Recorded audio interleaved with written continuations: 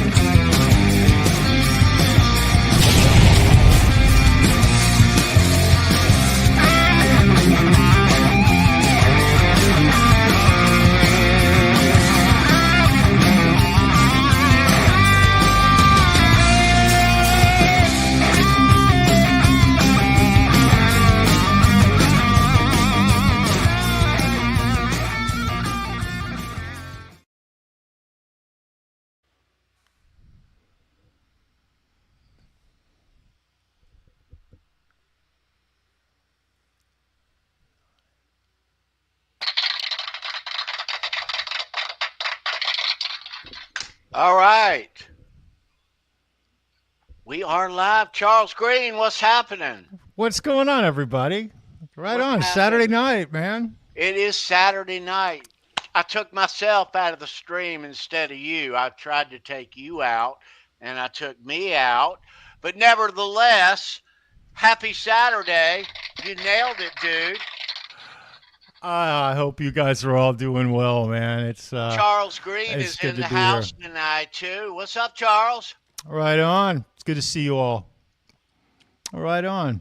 How's it going? I hear Ed's at a live show tonight. I'm envious as can be. And he's going to be touching in base with us in a little bit. Is that what the plan is, Tony? That is. Very cool.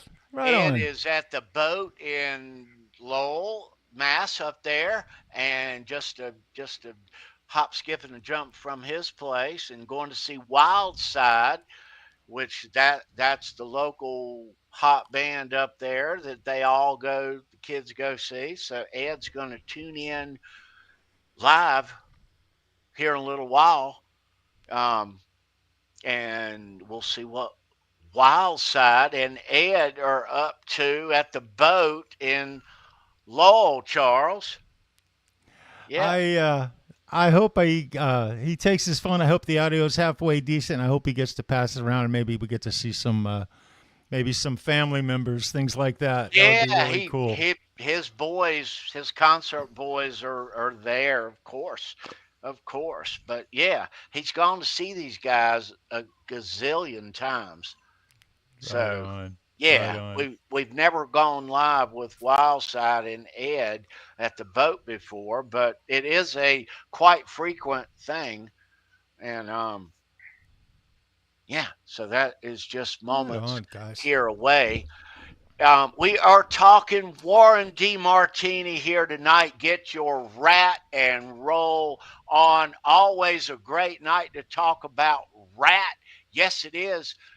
If you are familiar with the channel here, there is a poll in the community section of this channel, your favorite rat album.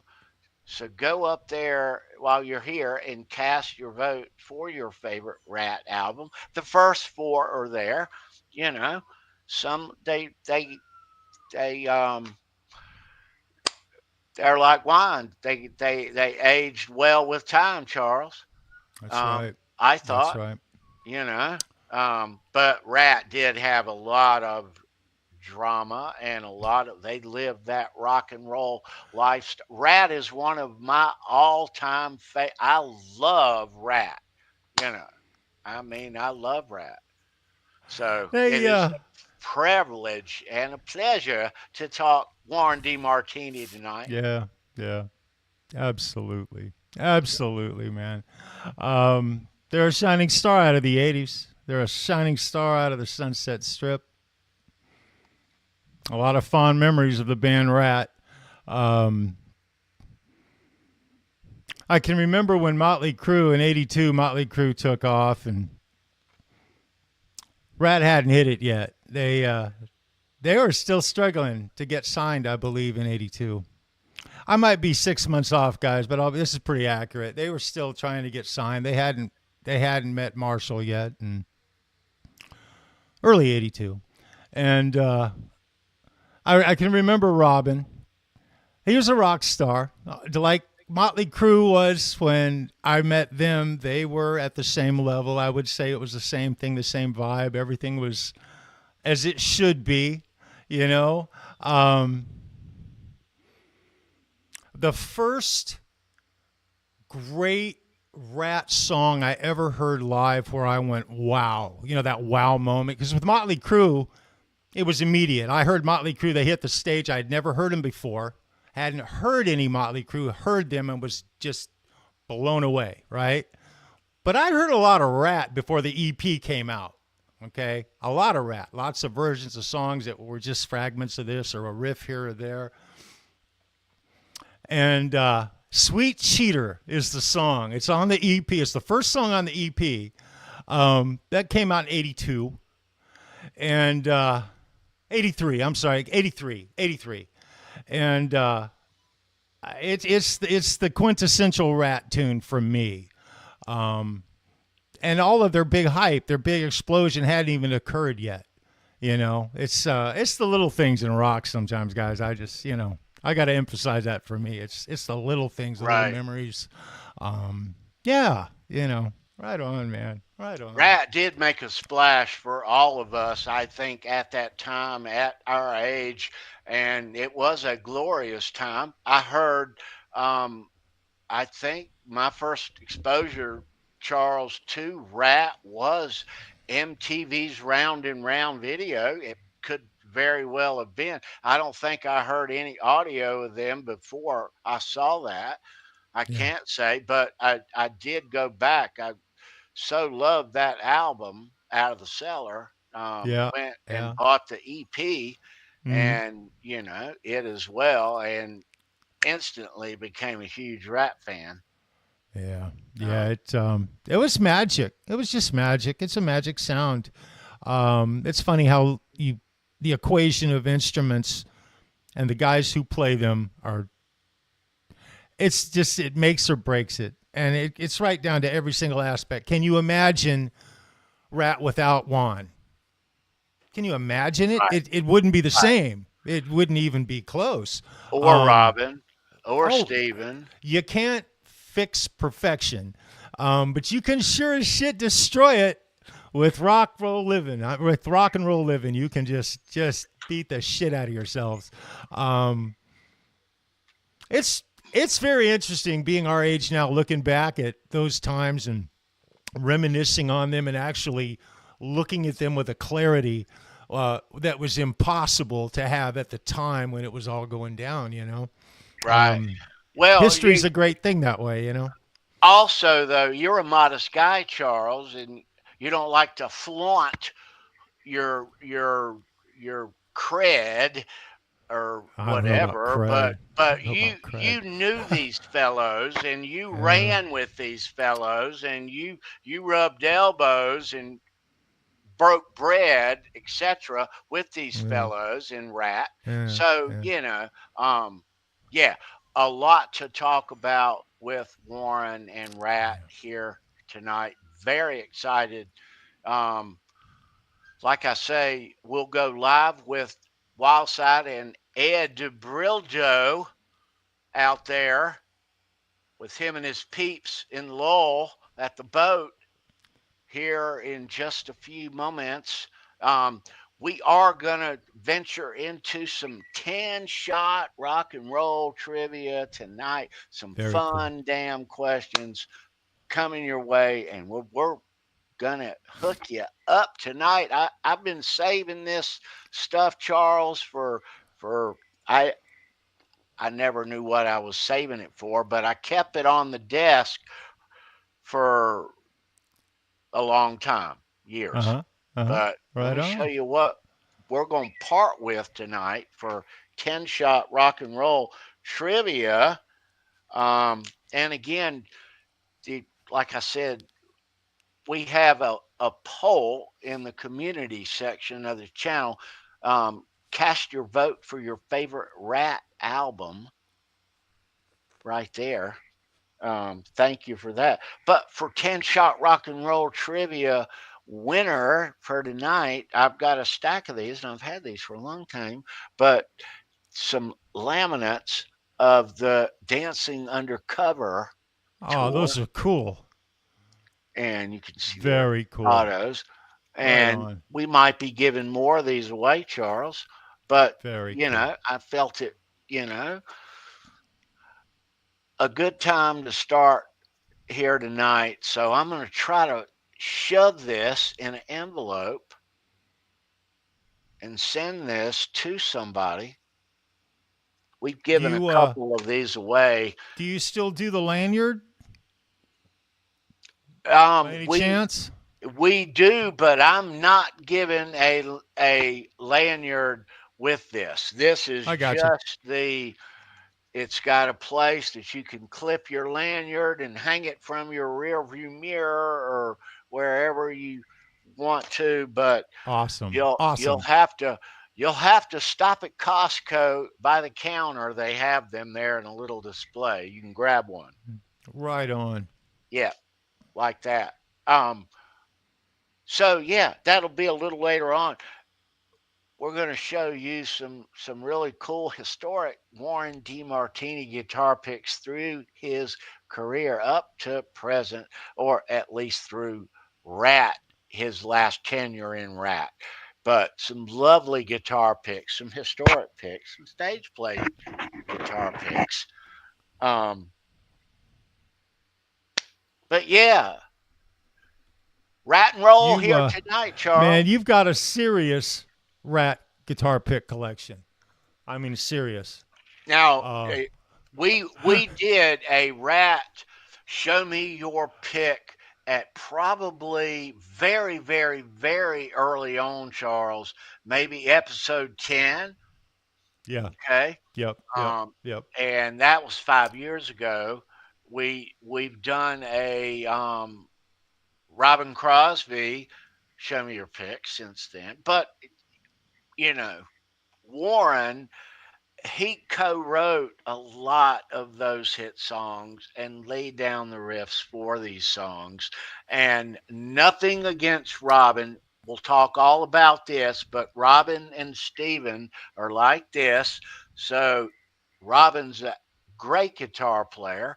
But, you know, the chips fell and the personalities fell where they were, and there was a guy that played most of the leads and a guy that didn't play most of the leads. No discredit to the other guy, but you know, Charles, you know, I want to give Robin his props.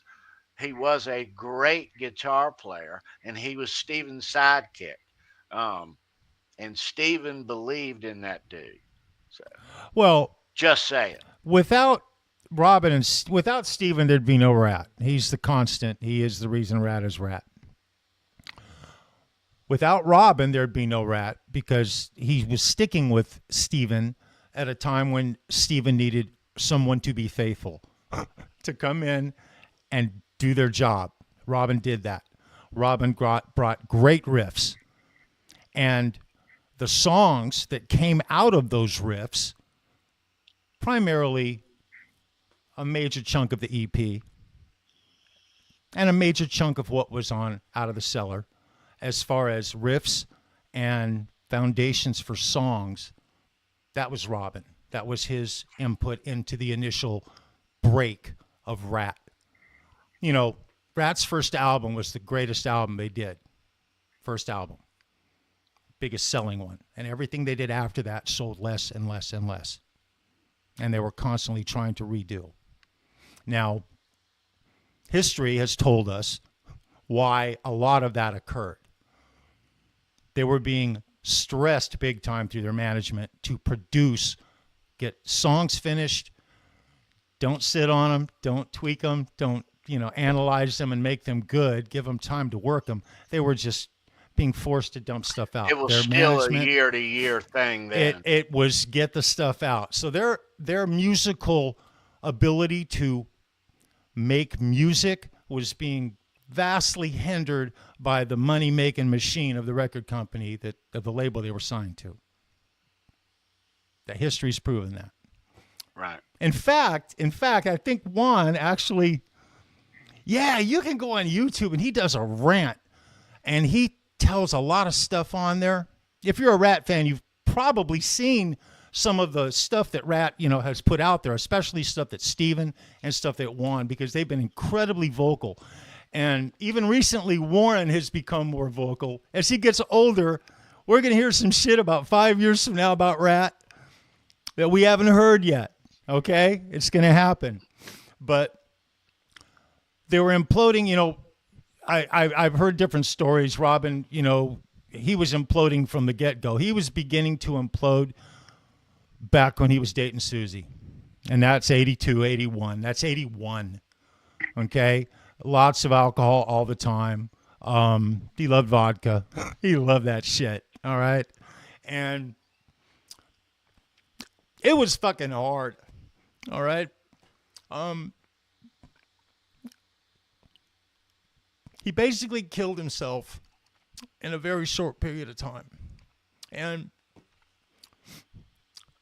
I heard the band guys, their record is, we weren't aware of it. We weren't this or that. Well, the only reason is because they were so wasted. They didn't care. Okay? Those guys didn't really like each other. Okay? They didn't really like each other as a band. But they were money-making machines and rock stars. And because of that, they wanted it. But Robin's initial input into Rat was wonderful. It was huge. The songs that he helped write and had major influence on were what really got fans hooked into the band Rat. Right. I think the drive, Charles, between Steven and Robin and the commitment that they made when they left San Diego, I think it was strong, Well, they were surfing buddies, They watched each other learn to play guitar and learn to be musicians in general. But Warren's input into Rat so overshadowed Robin. It hit his ego really badly. It did, but I think the real helper there, I think the mediator, and people don't give a lot of credit, was Steven. Steven at that point,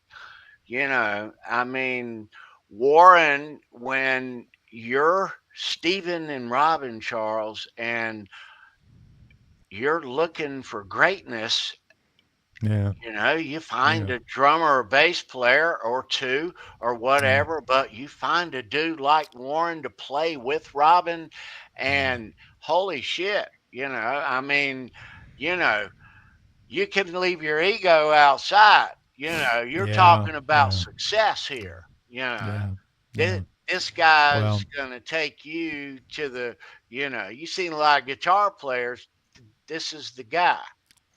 The time they needed to have a work ethic and buckle down just was fleeting. And it was just really unfortunate. You can't party 24/7 and be a productive, viable band for very long. It just doesn't work, You're going to have a very short fuse. Yeah. Let's pause here at this point, Charles. I want to open up the chat, and Ed is waiting in the green room. Let's go to the chat and see who is hanging out, and then we're going to go live from the boat in Lowell with Ed and Wildside. Hope they're not playing any Van Halen right now, Charles. We could hope. All right, let me start all the way to the top. If you are just joining, say hello in the chat. It's Saturday night. Show me your pick, episode 244, the 5th year here, the internet's first and only guitar pick rock memorabilia live stream right here. You're watching it. All right. Thanks for hanging out. Thanks for being here. Hope your week's been swell. Happy Saturday. It is Saturday. It is springtime. It's March the 29th, Charles. The month is gone, guys. April is upon us. It's full-blown spring here in the South. It is. Let's start here. Steve Reeser is in the chat, our reigning 10-shot rock and roll trivia champ right there. He'll be defending his crown a little later on. Good to see Steve. Cameron Dean, what's up, Cameron? Good to see you, sir. Cameron, you rock. Always great to see Cameron. Happy Saturday, bro. Mitch Heyman. Right on, Mitch. Right on, Mitch. Good to see you, bro. Good to see you, dude. Go Orioles, man. Is it our year, Mitch? I don't think it is, but I hope so. Mitch is up there in the upper Maryland there, near our old Oriole haunts in Baltimore, Charles. That's where Mitch hangs out at. He's in cold weather country. I know. He's in Birdland, though. I know that. Sandra Pokorney in the chat. What's happening? Right on, Sandra. Good to see you, Sandra. Nice. So, Sandra, we're here doing this rat episode and Warren DeMarTini episode, excuse me.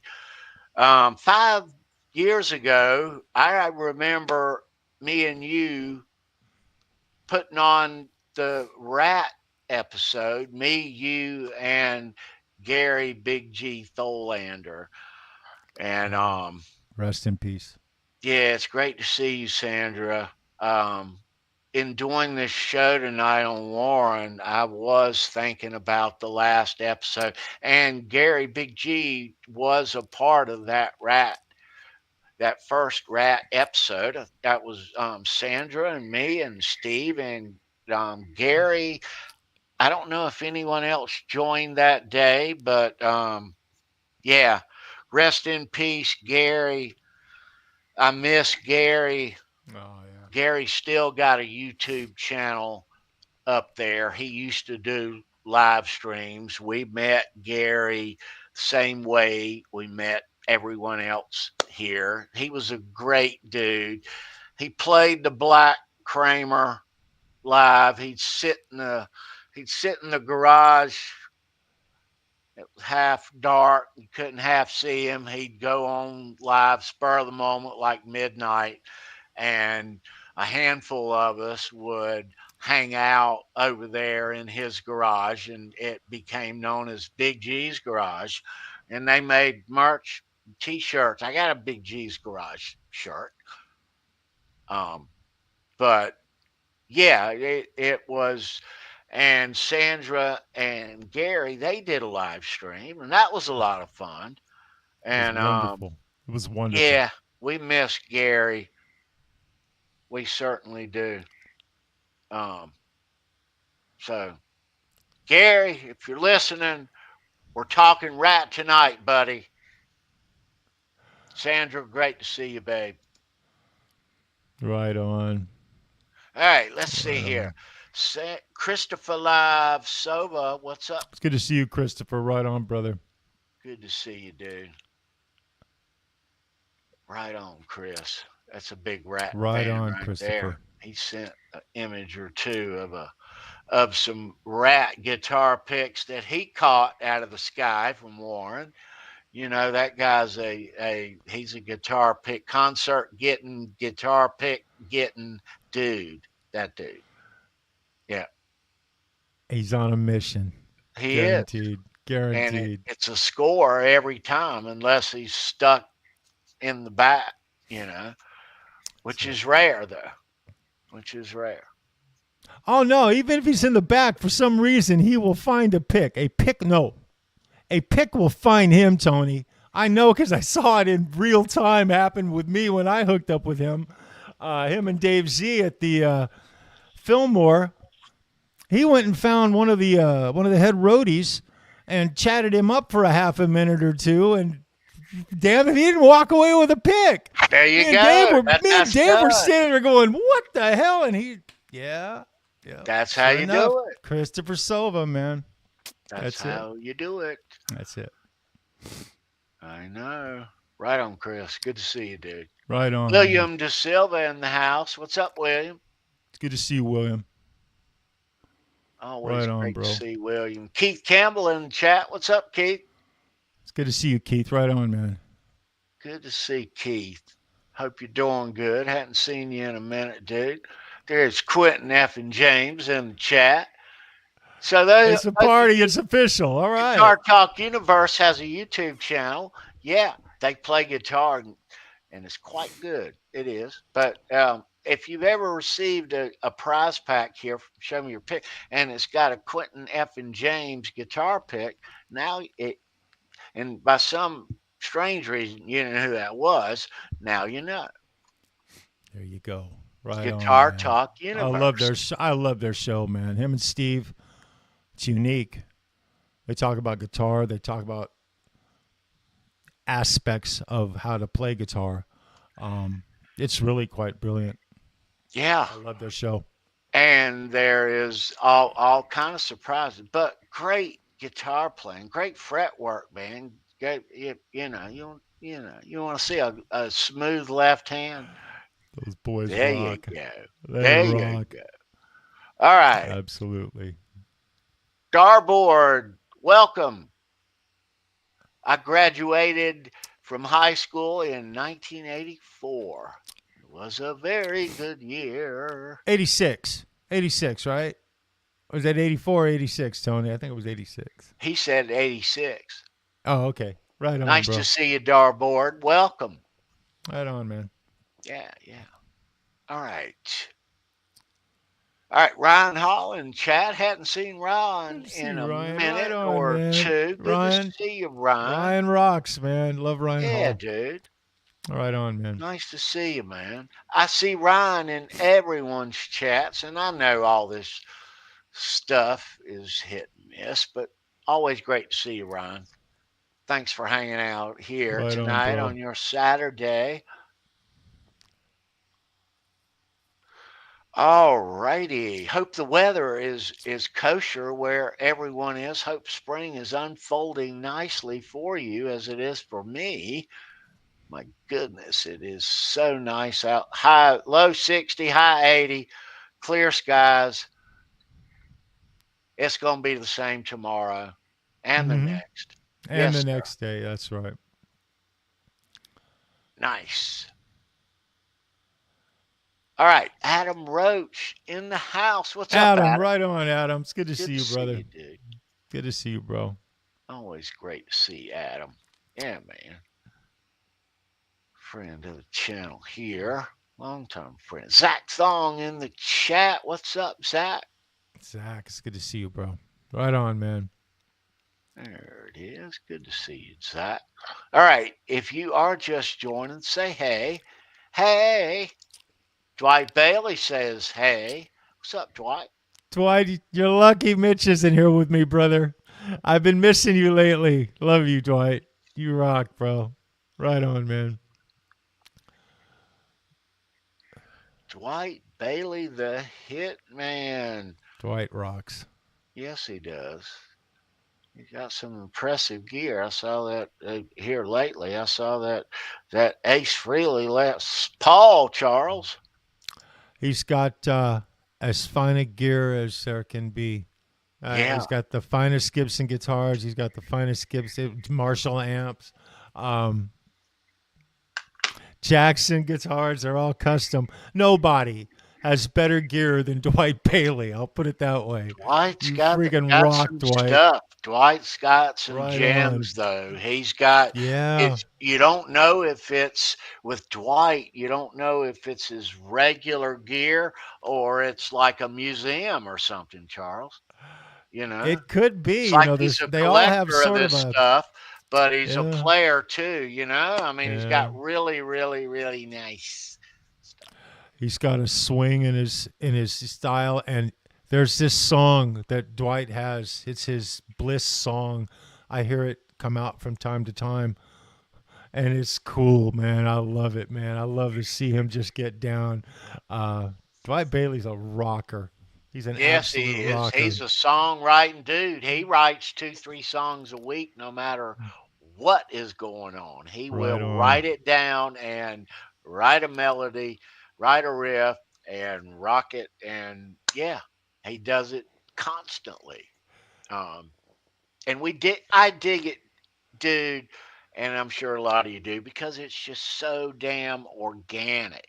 You know, how can somebody write that many songs week after week after week after week after week? He does it.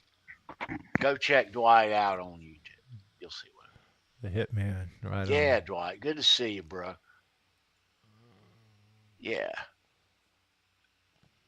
I like this YouTube. I like these people on YouTube that do content, you know. There's a lot of coolness out there, and everybody's got their own little Mm-hmm. quirks that they do. And you by the way, can check that guy out on Friday nights. That's last night.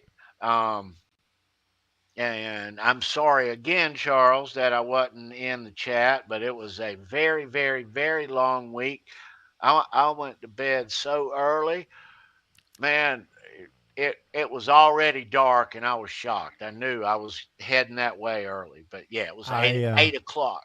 You're preaching to the choir at this point, brother. I am in your corner. I get it. I feel your pain. Yeah, man.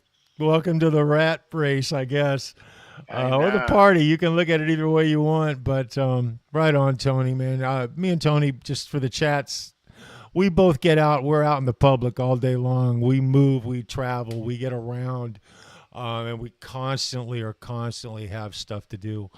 And we But both anyway, are sleep deprived and drink coffee all day. yeah, I drink way too much coffee. I do. But you know what? I like it. It's not like I'm doing something I I don't do like too. doing. I I know, like man. coffee. Coffee's I our know. friend. I I swear know. to God It it is. is. Absolutely. It is. Yeah, but anyway, yeah. Wayne McConnell in chat. What's up, Wayne? It's good to see you, Wayne. Right on, brother. Always great to see you, Wayne. All right. Let's continue here. All right.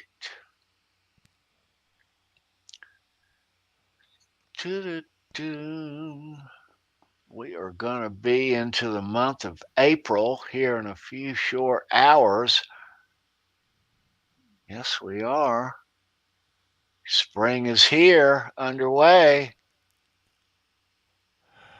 I gotta say it, chat. Nobody loves spring better than Tony does, man. God, He hates the winter. He can't stand it. He hate it. complains about it all winter long, and then he'll talk about spring 2 months before spring gets here, and then before spring's really here. I mean, it is here though. It's here in North Carolina. Oh, I know. Our skies are Carolina blue, and it's really spectacular outside right now, and everybody's in full swing. So we are. I'm trying not to watch, as a lot of you know, that I am a Duke fan. I live just north of Durham, North Carolina. I'm a lifelong Duke fan, and my Blue Devils and our boy Cooper is kicking ass and taking names, brother. Yeah. So in 2 weeks on a Saturday, and then on a glorious Monday night, they'll probably name that kid as Player of the Year and get the Naismith Trophy, Charles. Mm-hmm. And that'll be all that. Yes, I'm putting the carriage before the horse, but that's okay. We are talking about my Devils here, Charles. You are the biggest baseball fan I've ever known. I will say that. I'm talking about college basketball, though. I'm so sorry. You're talking about basketball. My bad. College hoops. So the game is on right now. I'm sure you kids will be keeping me posted in the chat as we go. Let's continue here. Boner Jams in the chat. Boner, right on, brother. Boner Jams. Right on, man. Nice, Good to Boner. see you, Boner. Good to see you, dude. That's the heart and soul of the Wednesday Under the Bus crew here on YouTube. Right on. Watch those guys. There's a link down there, and we watch them on Wednesday. I'm not quite as wore out, Charles, on Wednesday as I am on Friday. Let me ask you a quick question. Didn't you just post on your social media today that you were anticipating baseball season? Yeah. That's why I said that, because I didn't even really – I just assumed that that's what you were talking about, because you're the biggest baseball fan I know. That's why I said that, bro. I watch your social media, so I just assumed that's – I am a huge you said Blue Devils. I should have – and I'm so glad that baseball season is here. I can keep my TV on the MLB channel. I got you, bro. I got you, man. And that's it. But – yeah, it's March Madness. March Madness. I should have caught on to that. Blue Devils are marching right the hell along, and yeah. Right on, brother. Right on. So we are at halftime now, and it looks like a huge lead already. So nice to see you, Boner Jams. You rock, Boner. Boner blessings. Right on. Hit him straight, bro. He's a little bit of a golfer. Yeah. I think he might be a little bit of a long hitter too. He's got a little bit of beef on the upper side.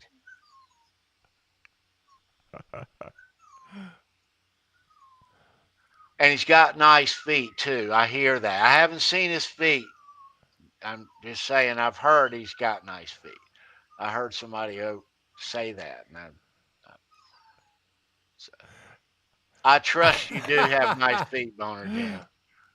Guitar Man 45 in the chat. What's up, dude? Bo, right on, brother. It's good to see you, man. Nice. It's good to see you. Right on, man. Always great to see Bo. He was a winner here just a couple of weeks ago. Yep. There in Upper Michigan. Right on. Yeah. All right, Edwin Crane in the chat. What's up, Edwin? Right on, Edwin. You rock, bro. All righty. Lewis is in the chat. What's up, Lewis? Good to see you, dude. It's good to see you, Lewis. Right on, brother. Good to see you, man. Nice.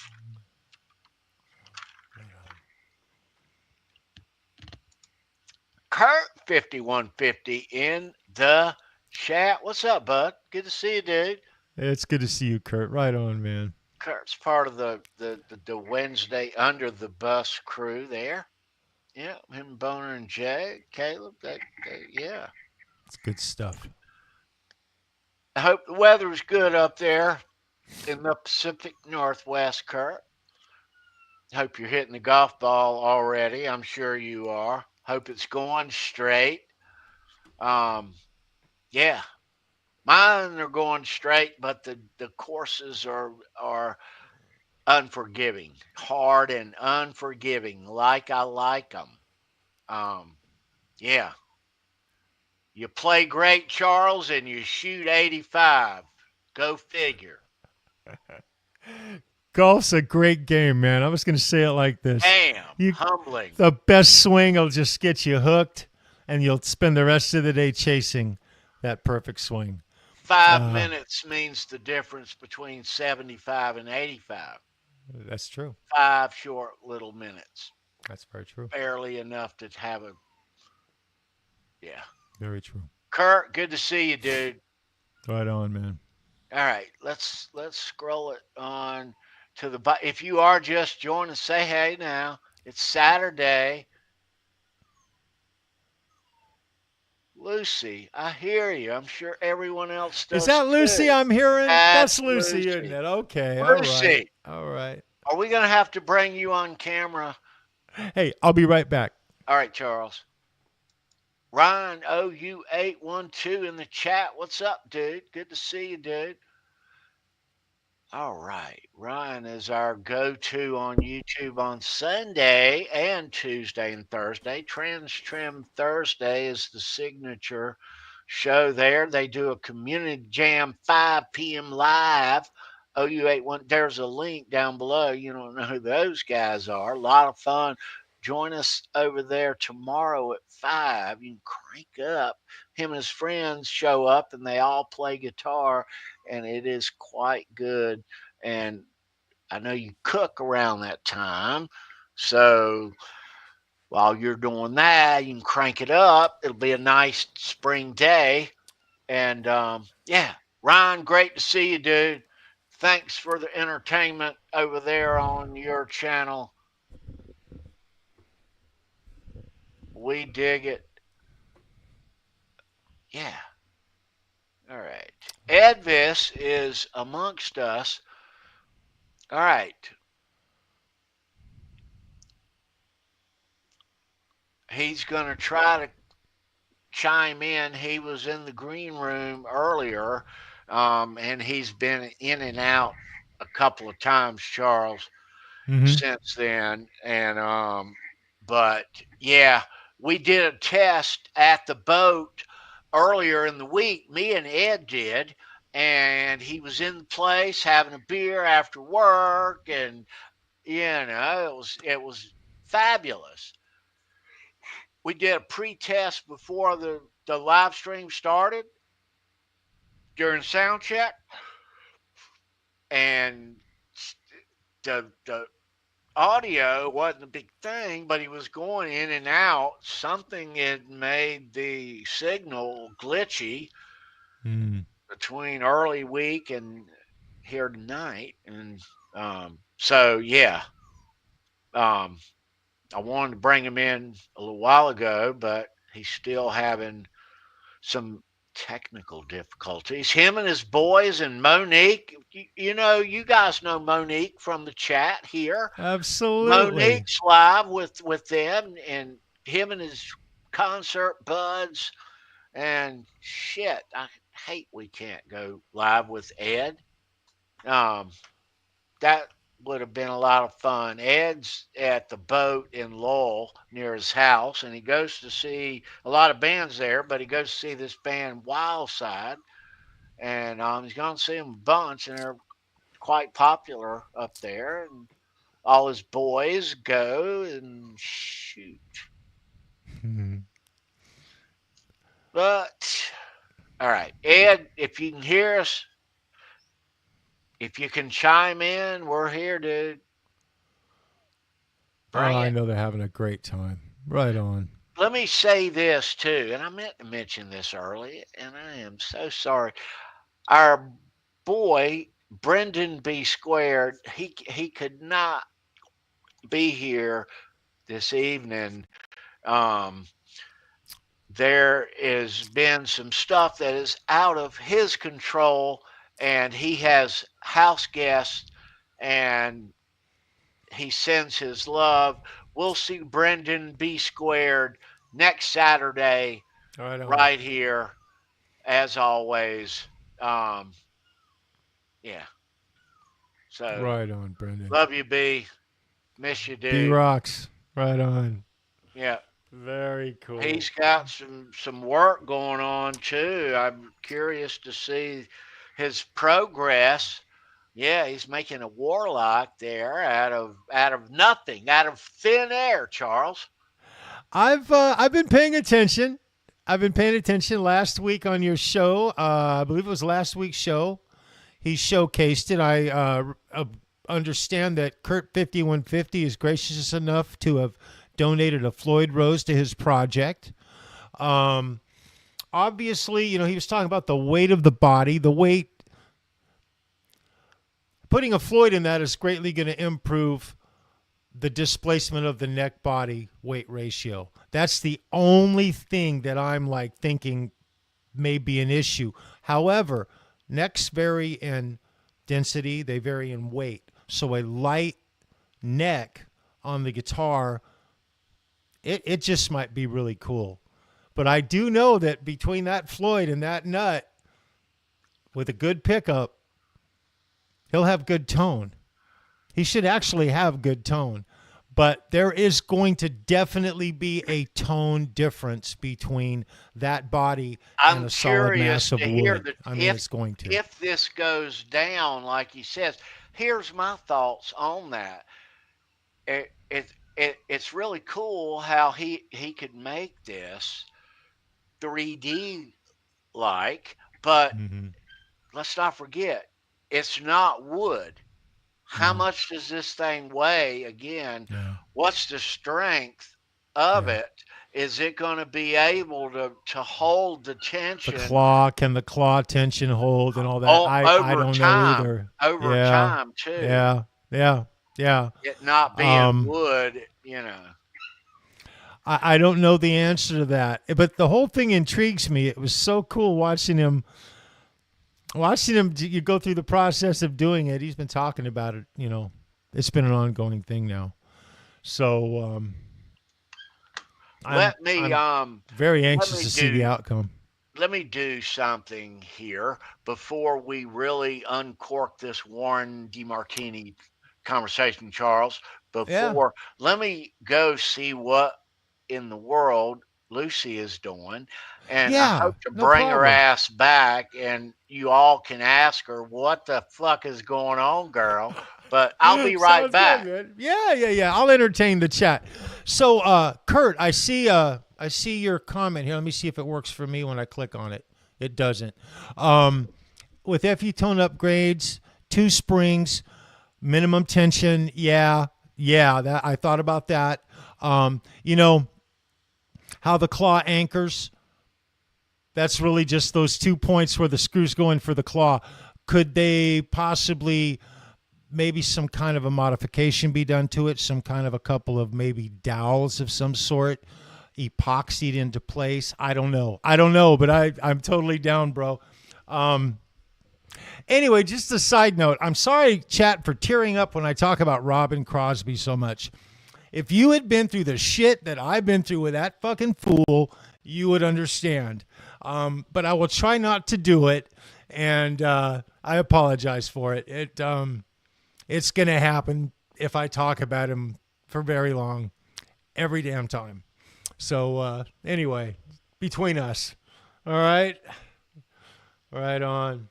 Let's see, what do we got here? Quentin, you use 3 strings, but you're not a Cindy. That's messed up, brother. I love you, Quentin. Right on, man. Let me see who else we got here.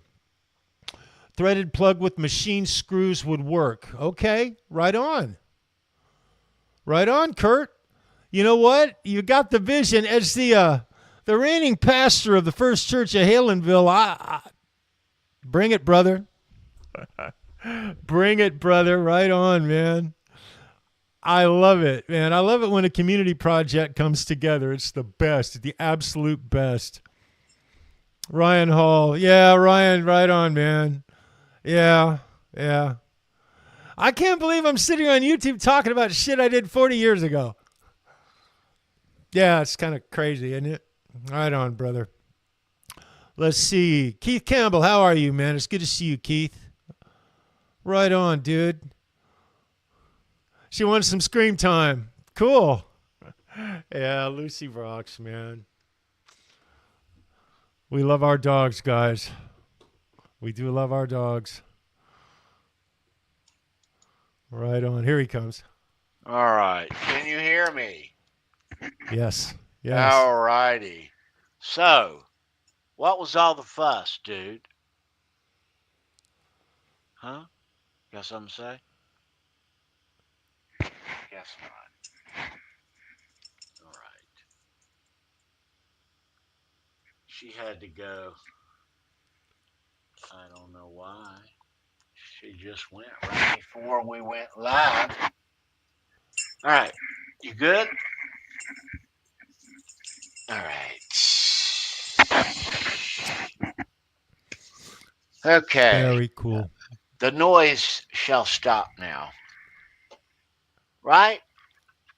Yeah, man. It's all good, man. All right. So, Charles, I know you kind of rubbed elbows with a couple of the other members of RAT. Did Warren ever come up on your radar while you were out there? You know, he was about the last year that I was around Robin. About the last year, that was the changeover between all the band members just coming in and out of that band. The year before, like 1981, the end of 81, primarily the end of 81, they were playing a lot of shows. And that was the transition between Mickey Rat to Rat. I make no difference between the two. As far as I'm concerned, they were all the same band, the same morph of the same group that just ended up being Rat. He just dropped the name Mickey at some point. Around the end of 81, 82. He just dropped the name Mickey. When Warren, though, when he came into Rat and Jake E. Lee left Rat, he knew Jake already and knew Jake was leaving and he was coming, and he actually lived with Jake so he could learn these tunes, you know. Jake's time in Rat was less than 3 months. The heart of his time in Rat was less than a 3-month period. It was a bittersweet pill. At the time, no, I didn't know. As a fan, at the time, they hadn't become anything yet. So they were just a bunch of guys, a bunch of rockers. There was nothing more than just a great bunch of rockers and a great band who were trying their best to become something that I just happened to be friends with. Jake pissed Robin off. Jake made Robin miserable. He was not happy. He didn't really dig Jake that much, to be perfectly honest, because it was a rivalry thing going on. But when Warren came into that band, he went from depressed, angry, chip on his shoulder, to optimistic, bright, very happy. It was a bright spot that I remember vividly. And he was going through shit at that moment. He was breaking up with Susie. Susie was not a thing anymore. Tawny, actually, I told the story about it. Tawny, he was at a party. I was with Gwen. He was there. He had two girls. Tawny had showed up at the party, and it was very awkward because him and Susie were there. Him and Susie were more like party buddies, to be perfectly honest. But he loved Tawny. Okay, that was his high school sweetheart. So, when he became happy, he started to become more involved in the guitar. And there was this brief period of time where the drugs and the drinking and all of that sort of, it was almost like he was going to put it all away and focus on what was occurring. Because as a fan watching it, I couldn't frickin' believe it. I mean, seriously, the EP, when it came out, the swing on the EP was so good. And the vibe hit so hard in LA that they were an overnight sensation. And they got swept up into it. Warren's guitar playing was so unique and so fresh and so necessary necessary for them to break, that it was a year that Robin got to ride the King wave. He was riding the King wave, and all of Warren's prowess and technical ability were shining like the sun. They were. They set their fan base. Their Out of the Cellar had come out at that time. Now we're talking 83, 84. It's the year of Rat. They're kings of the world, and that's when they began to implode. From that moment. Yeah, that band, Charles, they've had a lot of drama. A lot of it has been swept under the table too. A lot has, but just if you don't know, and we'll start here. If you're riding down the highway on tour in a rock band in 1987, and you got bras and underwear hanging all over the bus from the past 6 months, those guys, that's when it started. They lived that rock and roll lifestyle. A lot of our rock heroes that we know, Stones, Van Halen, whoever, but Rat, individually and collectively, man, they all lived that rock lifestyle to the hilt. I mean, and they all had their issues and but they all brought to the table, regardless of what anybody says, I think, each individual was responsible for the demise of Rat. I don't think you can put that on one. I just think it was inevitable. How they were living and their careers and their personal, it was inevitable. All these bands, all the bands that we love, they all talk about how they have 9 lives and they should be dead, and the Tommy Lees and the Ozzy, etc. Well, sometimes you do die, Well, and also, bands don't usually last forever. They were at their pinnacle when Guns N' Roses hit the stage. And when Guns N' Roses hit the stage, it was a defining moment because Guns N' Roses was quite grungy in comparison to Rat. Rat was spandex. They had a whole different vibe. Roses, they came in and ironically, they were a whole lot more grungy in my mind. And I think it was just kind of coming to an end anyway. Grunge was right around the corner.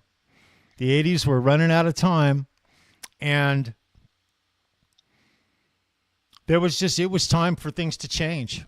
I think it was both an implosion. They were all burning the candle at both ends, to say the least, but at the same time, the industry was also changing. Music was changing, and that's just the way it always has been.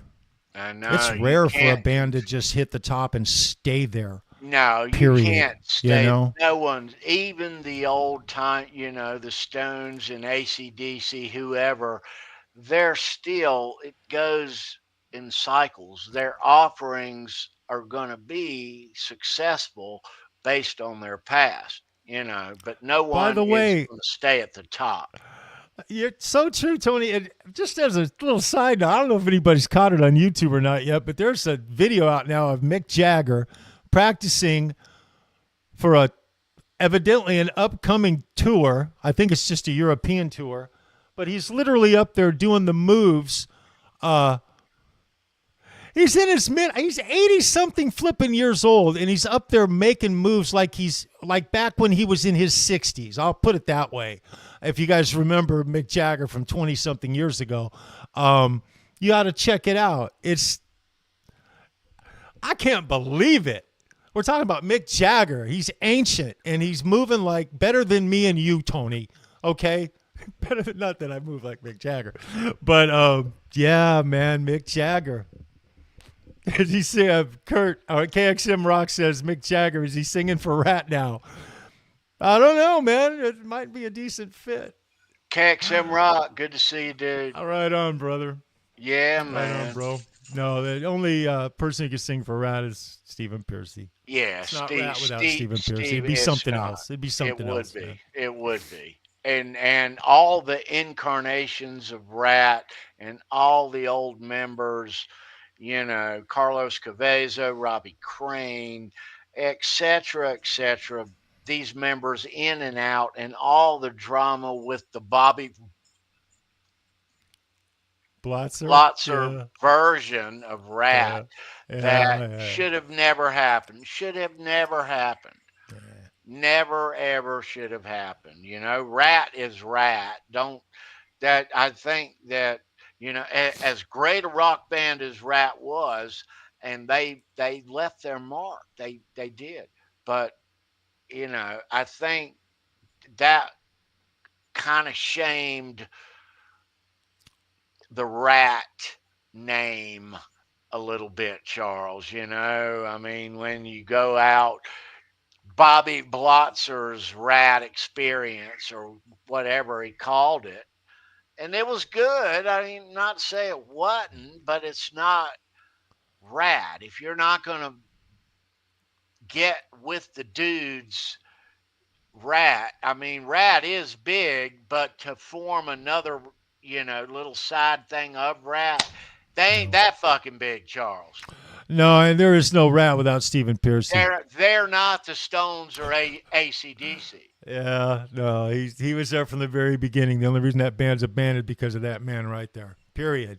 Right. I've seen them with so many bass players and drummers and guitar players and fucking roadies, and girlfriends, Jesus, man. No, it's Stephen Piercy. Let's put credit where it is due, though. Those songs, Warren helped write a lot of those songs. Round and Round, Lay It Down, all of them. Those are his riffs. They are, you know. But the songs, the Stephen Piercy, and I'll say it twice, Charles, the Stephen Piercy songwriting, and not just lyric, but music also, the Stephen Piercy songwriting from 1980 until those were some great songs, great rock songs, you know. And whoever ever got the credit on all of them and individually, whatever, Stephen was the machine that had those ideas, those riffs, those glues, those lyrics. It was the first 4 Rat albums, really the first 5, but I'll say the first 4, they're untouchable. It's true. You know. It's very true. You can hang your hat on I don't know how many albums that they sold, however many million, but those 4, yeah, definitely strong as can be. Dancing Undercover, my favorite, personally. That's 1985, 6, something like that. Dancing Undercover. There is a poll in the community up here. Your favorite Rat album, if you have one, vote. Vote. Cast your vote. Yeah. Yeah, Rat, they hit hard. And, you know, you were on the West Coast, Charles, but we were both a whole lot younger, but when that wave from MTV happened and kids started going out and buying this record and the EP at that point, they hit huge here on the East Coast. Yeah, they were world travelers within 8 months of that album hitting. world travelers. And they were so well received everywhere they went because the music was fresh and new. They did the one thing that every rock band needs to do, they all try to do, which is come up with something unique and cool. The right swing, the right hook, the right thing, that magical thing that makes people, want to hear it. It was unbelievable. I can remember the first time I heard Round and Round live. I was paying attention to the crowd. I can remember watching this group of girls. They were really pretty. Can't blame me. And they jumped off of where they were standing, and there was this aisle that was clear, and they all jumped in the aisle and started dancing around. And so what they did is they embraced the generation. It was magic. But it was those songs in that band, and they did have an eye for, the female audience too. And they had the rock for us guy rockers, but they had the appeal for the female audience as well.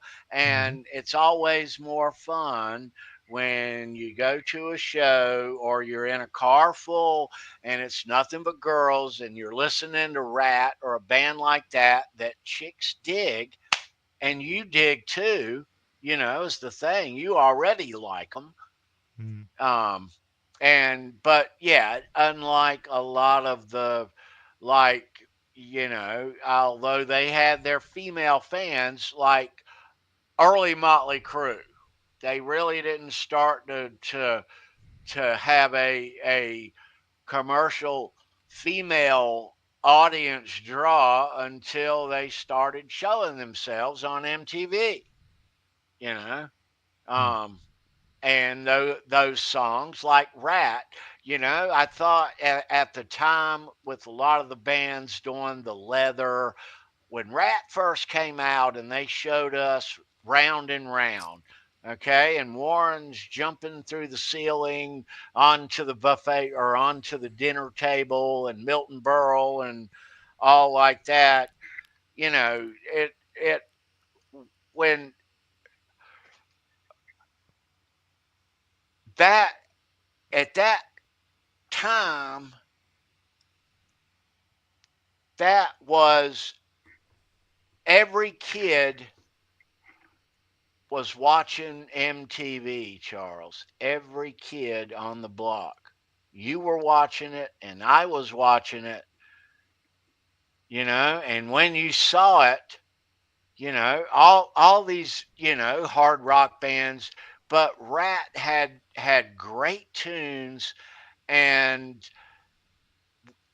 with the ladies, they kind of dressed, I guess, like the Pirates, like the what am I trying to say here? Their stage was, if you look at Stephen and Robin, it was like Johnny Depp almost. With the leather and the hard rock was still there, but it had, and the chicks loved it. Well, the term, the word that Robin used was dapper. Okay, that's the word he used, dapper. If there was like a hole in the knee of a pair of jeans or leather, or well, not in leather, their leather was always pristine. But like if they had maybe some worn Levi's and there was a hole, it was there for a damn reason. But you didn't see any raggedy shit on Rat ever. They were very well dressed. Everything that they wore was thought through, and especially when the money hit. Okay? But before that, Stephen Pearcy had this work ethic. He had the weirdest fucking work ethic of anybody I ever knew. He loved the party. I'm just going to say this. I'll talk about Stephen for a second. Stephen loved the party. Stephen was a party animal. Stephen loved the girls. The girls loved Stephen. He was incredibly popular when Mickey Rat was a thing. They had a wonderful vibe, but it was tumultuous, constantly going through band members all the time. There was always drama. But one thing he had was an incredible work ethic. It was unique and weird. It was a little strange. He had like his own set of like morals and shit. And I won't go too deep into it, but he was incredibly conscious of his look and the way that he presented himself publicly at a really early age. And he was kind of a punk. He was. I've seen photographs. I was at Robin's sister's, and I saw a couple of pictures of Stephen Piercy, like 8th grade, 9th grade, at the beach. I believe he was at the beach in the photo. He looked like this little ratty little punk, right? With this smile, though, that Stephen Piercy smile. And he's got this personable projection that he puts out. And back in the day when he had the looks and he had the swagger, he was Dapper Dan. And he portrayed that onto his entire band. And Robin and him were just really good friends. They used to surf together. They used to watch each other play. Now, Stephen didn't play baseball, but Robin did. And both Warren and Stephen, and Warren is like 2 years younger than me. I think he's about 60. I believe he's about 61 now, 60 or 61. He's 2 years young. I'm 63. So he's about 60 or 61 years old right now. But when I was, 19, he was just 17, and that's a little kid, man. That's a little kid. And he looked younger than that. When he was 17, 18 years old, I saw him, the first time I saw Warren, he was probably 18 at that point. He looked like he was 16. Okay? He looked really young. But it's funny, the final equation of Rat, all those guys carried themselves publicly. They all clicked. They got it. They all had a mindset that brought them all together to get this one goal. And when it finally came together, they had to work to keep it together. It must have been so hard for them that first year, just living with each other, having all that fame and fortune. I guarantee you, Marshall paid people just to keep them together. I know there was a whole force of people that just worked. It happened quick. It happened so quick, Charles. Yeah. They were opening up. First times I saw Rat, the first two times.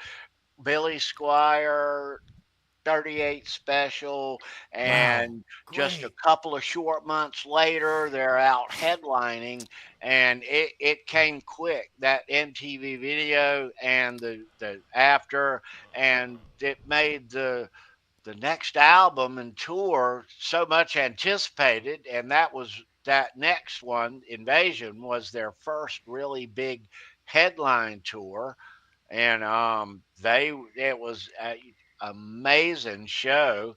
1985. Yeah. Bon Jovi, a young Bon Jovi, as their opening act. If you can believe that,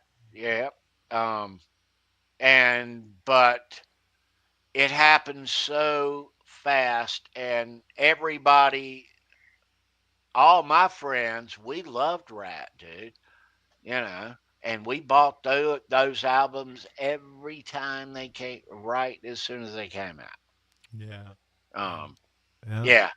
But it is a shame that they had the drama that they did, and like a lot of our heroes that we talk about, sometimes you do die, and they had that happen as well.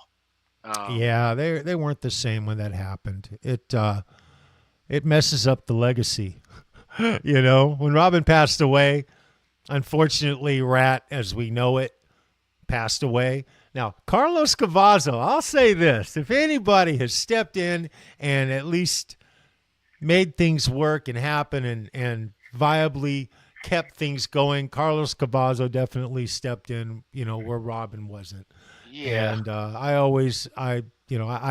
I really appreciated that as a fan. He's a great player. Me too. That was about as best a version of Rat as they could give us. But still, though, they have had a lot of other players since Carlos. And Warren came back, though, kind of not too long ago. As you can see by the picture here, he's been another little. But it would be great, Charles, to see, these guys in their older age, like all of our heroes are older, for Stephen and Bobby and Warren to huddle up and for the fans to get back out there and do something. Yeah. Never gonna happen. But. No, time is against all of this, and it always is. It's against all of our favorite bands. They come out. We were lucky to get 5 years from Rat. The first 4 or 5 years, we were very fortunate to get it. It's really a miracle when you look back and see what all had to occur for those guys to jump around. When Robin, by the middle of '84. When he would be on the tour bus and they'd be pulling into another town, he wouldn't know what town he was in, guys. He wouldn't know. And they would get him up. They would get him up just before the show. Before the show. A lot of them did. And that was not just, I'm just speaking for Robin because I know that, but it was that way for a lot of the band members because it was a perpetual party. And it was hard not to. But he would get up and he'd hit the stage. He wouldn't even know what freaking state he was in, guys, what town or what state. And they would pull off incredible, great rock shows. Then do it night after night after night. They were a loose cannon beyond belief. The first time I saw Rat a couple of 2-3 times during Out of the Cellar, but the first I saw a string of Invasion of Your Privacy Tour shows. The first one was in Raleigh over here, and cool. Stephen called Raleigh, North Dakota. He did. Right back to what I was saying. No, that's pretty bad. North Dakota from North Carolina. 1985, Charles. This was 85. That's about right. Yeah. Those dudes. They were living it up nonstop, doing everything. They were. Yes, they were. Yeah. And so we love them, and I don't know any other way to say it. It's rock and roll, man. It is. It's rock and roll. If it was all sweet and it was all just this great bed of roses, I don't believe we'd be quite that interested. I think the drama makes it real to us, just to be real, The Rat story, though, is greatly spelled out in a couple of books. It's very well documented. Bobby has a book. It's Bobby's book is great. Rat, but Juan, the Rat or something. Stephen's book. Juan hadn't got a book. Just Stephen and Bobby. There's a couple of good hours of Juan on YouTube just talking in general, and it's kind of recent, within 10 years. It's kind of recent, and he talks about everything, man. That's a little one-sided. It's from his perspective. He was crazy. Juan was a fucking nut job. He really was. But he was so damn good at what he did. All those guys were not the originals. They were the guys who finally ended up being in that place because of the painstaking effort of Stephen Pearcy, who would hire a guy and fire him within the blink of an eye to put somebody better in the place so that they'd have a better shot at becoming rock stars. A lot of bands are like that. The Quiet Riot, Kevin DuBrow story is very similar, Charles. It's just the same. It's the same, just a different set of chops. I know, it is. It is. I recently saw, and just like yesterday, I saw something I've never seen. It was an old Quiet Riot video with Randy Rhoads. Very cool. Yeah. Probably 78, 79. I had never seen it. Yeah, somewhere in there. Yeah, probably 78, 79. Yeah. And by the way, just a little side note.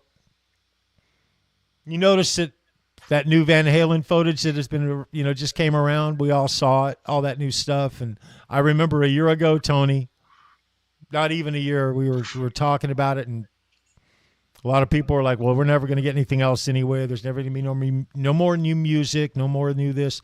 There is tons of Van Halen stuff that's still sitting in the bottom of people's closets. Little tidbits and stuff that I truly believe for the next 15, 20 years are going to keep coming out. It was nice to get to see that. As far as the music, this new music, that Alex is getting involved in putting out, Eddie had a lot to do with it, but, I had actually been asked that question earlier about that, and I still stand by my answer. Eddie came up with that music, and it's a creation of Eddie and Alex and possibly other members of Van Halen. But Steve Lukather was a lifelong friend of Edward. They have documented history of backing each other up. And so I can't personally think if Alex decides that he wants to put some music out, because it's all up to Alex now. If he wants to do that or have Steve help to do something, first of all, Steve's going to do it absolute justice. It's not going to be Eddie. It's going to be some kind of a side project that's going to have an influence of Edward Van Halen. So I don't know how I feel about it as far as getting excited about new Van Halen, but I'm just chomping at the bit to hear something from Alex and hear him get involved in something new. So I just wanted to reiterate that. I want to hear stuff from Van Halen. We still got Van Halen, guys. Eddie's gone, but Alex is still around. And Michael's still around. And Dave's still around. And Sammy's still around. So there is still some future for Van Halen for the fans as far as little things. There is hope for future. But my take on that is, and I think the news media machine plays a lot to do with a lot of things that come to our eyes and ears. Got to take things with what they are. I'm not convinced. I don't think, as far as that goes, yeah, it's a great idea if it happens, but I don't think it's going to happen.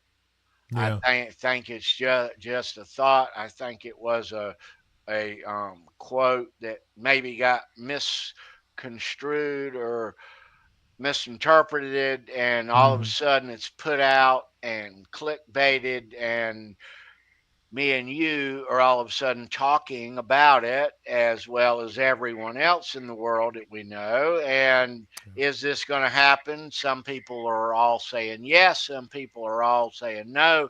But still, it is what it is. I'm not convinced that there's anything to it beyond a conversation that Lukather could be of great help to put something like that together with Alex. That's all that I think that it is. Yeah. If there wasn't actual finished guitar work from Edward, if it wasn't Edward's guitar work on it, Steve would never step in, I don't believe, and actually try to implement any guitar work that Edward did. So I actually thought it was going to kind of be more from a Hoping fill in some rough spots maybe, and maybe from more of a engineer standpoint, production standpoint. You know, it's something we've never really heard of so much is, you know, how good a friend is Steve Lukather with Alex Van Halen. Yeah, well, I imagine they're pretty good here's friends. the thing. All our fandom aside, Charles, and all our wishes and wants aside also, you know, at the end of the day, you know, I think we're fantasizing here. I think that this is, you know, if Eddie and Alex wanted us to hear it like Wolfgang said, we would have already fucking heard it. You know, I mean, I just think that all this is just, you know, maybe Alex might. You know, I can see one song of some audio that was redone in a way for like a movie or something like that, or an event or a premiere. I don't know, but a whole album and a Van Halen album, we are fantasizing, I think. Couldn't be a Van Halen album without Edward. Right. Can't be a Van Halen album without. It could be an Alex Van Halen album. It could be a solo project. It could be a tribute to his brother. But if it didn't have finished Van Halen guitar work, Eddie's finished work, and Steve would never try to do that. He wouldn't do that. He wouldn't do that. It would be so crazy to try. It would be disrespectful. I don't think he would ever do it. I am liking all the Van Halen stuff in the world that's come out in the past year, though. Absolutely. I mean, and all the audio. You're on Candy Camera, baby. I dig it, man. I just hate how fast they snatch that stuff down. They snatch it down immediately. You know, man, that shit's just like being in the fucking front row in 1984, dude. That's right. That's absolutely right. And there's tons more of it. There's tons more of it out there. And I'm sure a lot of fans, there's stuff that is in attics and basements that no one knows about.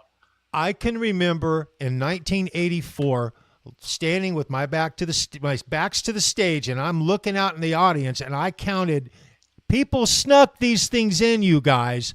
Little video freaking 8mm cameras. I counted dozens of them looking out there. People taking photographs, just video, photos. There's so much out there. It's ridiculous. People are sitting on it. People are sitting on it. Yeah. Guaranteed. It's just a matter of time. Once people think, oh, this is Van Halen. Oh, this might be worth something. People want to see this shit. Yeah. But it has to be unearthed first. Yeah. Is the thing. I tell you what, Charles, let's change gears. Let's take a break. Let's play some 10-shot rock and roll trivia with the chat, shall we? You got some wonderful questions tonight. We got some cool chat, questions. They're good ones. Good ones. And a superb prize. We normally would give you a guitar pick of some sort from somebody or a pass, but we're giving you a damn rat dancing undercover That's laminate. Awesome. Yeah, I'm going to put this in an envelope for some lucky winner, I guess. I've been saving these but we're going to play for that. Yes, we are. All right, 10 questions about music and rock and roll. There are 10 of them, and we're going to ask you these in the chat, okay? So you're going to answer. We're going to flash it on the screen, and you're going to answer in the chat.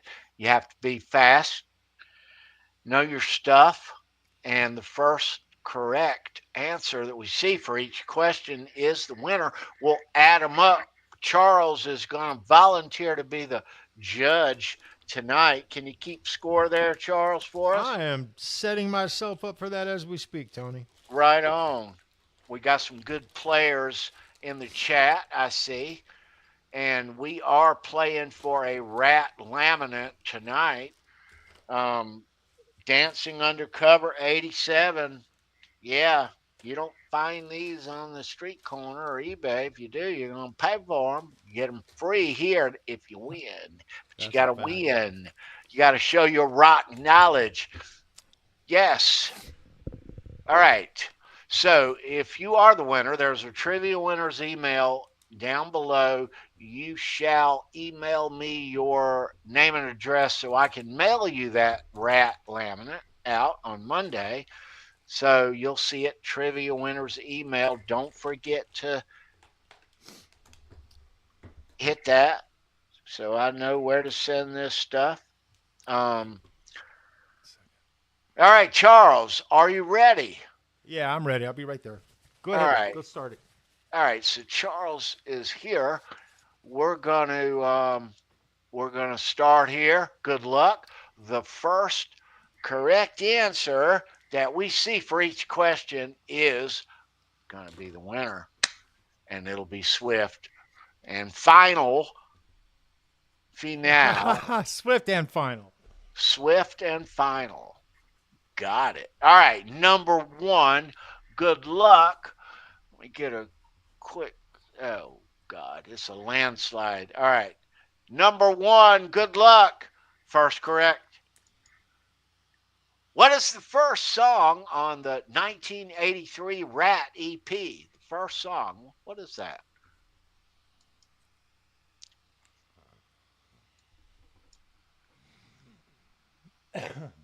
Actually, Tony, I didn't even realize it, but I think when I was talking earlier, at the very beginning of the show, I made reference to that very first EP. Sweet cheater, you did. Cameron Dean. I didn't even mean to do that. I apologize. No, you did it. We right on, Cameron. Here all the time.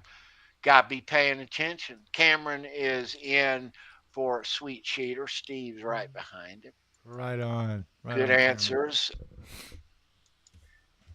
Coming in. All right. So who's on, Steve? Cameron Dean. Cameron Dean, sorry. All right. Cameron is in. All right. All right, Cameron. You birdied the first hole. Good luck. Keep it going, dude. All right. Number two. Good luck. First correct that we see. All right. What venue was Kiss Alive 2 recorded at? Obviously, we're talking about the live sections of it, not the fourth side.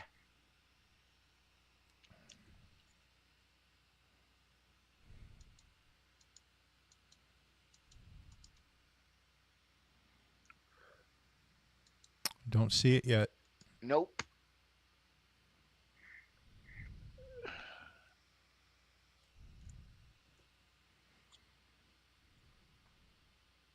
Kiss Alive 2.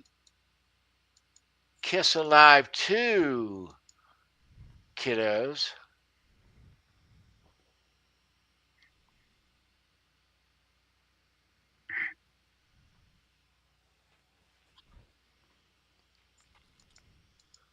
Good answers, but very no good answers. Cigar.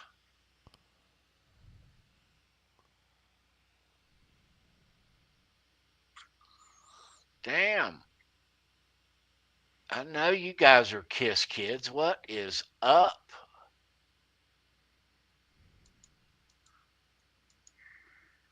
Finally, Budokan. Right on, man. Tower Man 45. You got it, dude. All righty. I'm ashamed of all of you. I'm sure you're ashamed of yourself too right now. Bo is on the board, Charles. That's right. We got us a tie, Cameron Dean and Bo. Right on. Guitar Man 45. We are off and running. All righty. We are off and running. Jenny. All right. Number 3. Good luck. Let's venture. This popular 80s MTV video was shot outside the Lower East Side of Manhattan in the summer of 1983 with a mostly volunteer cast. It had scenes from Greenwich Village as well. Name the video.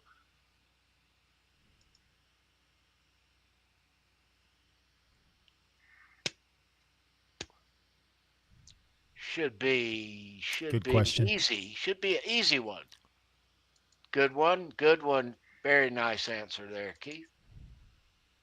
Do do do do do do do do do do.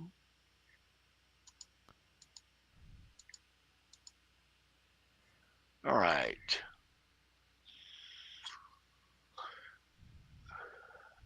Need the name of the video. That's what we're looking for, not the artist. The name of the video. Good guess, Lewis. Really good guess, bro. That's a good guess. That's a good, That's very a very good good answer. guess too, Sandra. Very Right on. good guess. Yes, there's your answer. Girls just want to have fun. Right on.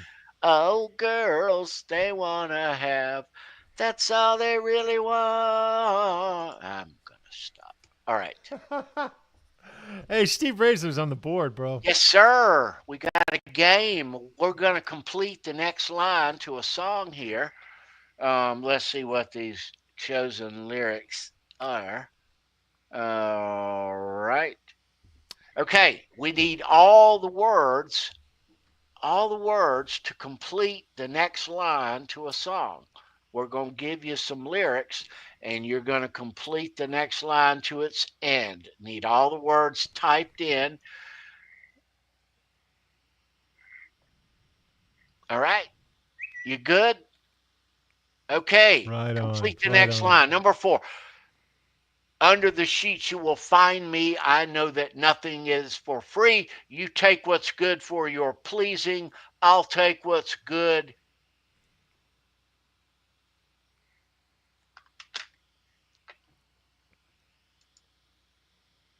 Need all the words there, guys.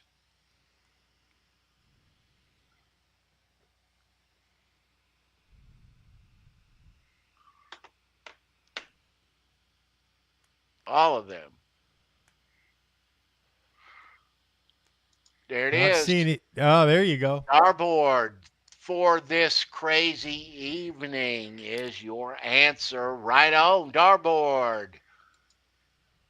Right on. Under the that's a Rat song too, dude.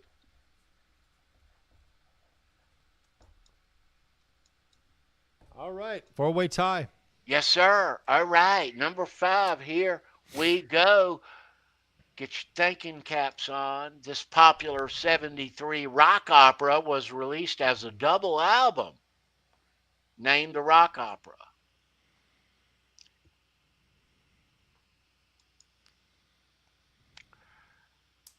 Double album is your hint. There. Good answer.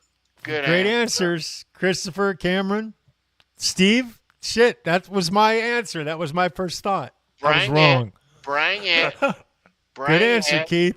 All right, bring it. I don't feel so bad. That's the first thing I thought of. There it is. And Right there on. it is. He comes back with it. If it Right can't on. be that, it must be this. That's a good answer.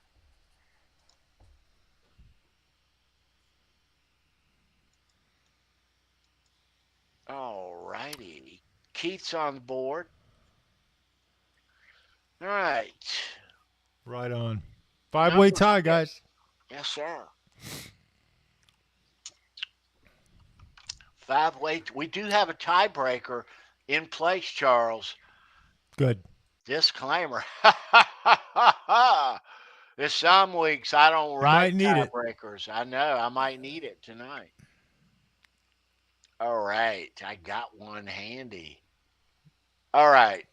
Okay. So, number 6. All right. You Rat fans. In 2003, Warren DeMartini was hired as the guitarist in this band. but after several rehearsals, he decided to leave the band due to musical differences. Name This the is band. rock lore, you guys, right here. Come on. If you know the answer to this, you are a player. Guaranteed.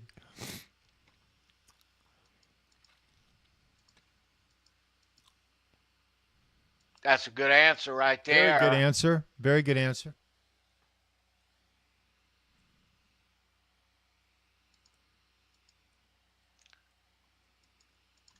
All right, bring it.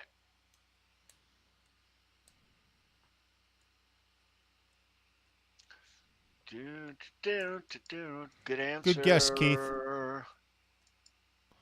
And there Bingo, it is. Steve. Right Gio. on, Steve. Shoot, man. Yes, sir.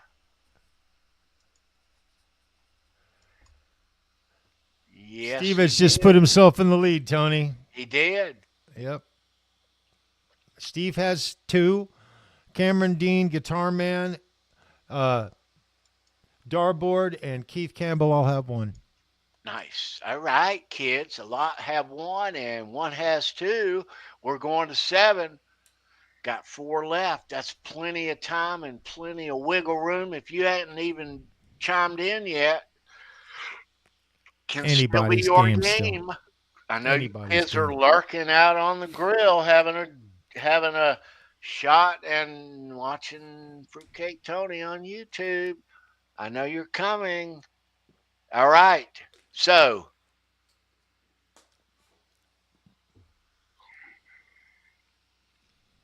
all right. This is a fun question here. You Rat fans, listen up. Number 7, here we are. He was the guitar player for Rat before they got signed, and he became the lead singer for another 80s hard rock band. Name him. He became the lead singer. That's a really good question. Need the name of the person, not the band. Good guess. Good guess is coming in. Good one.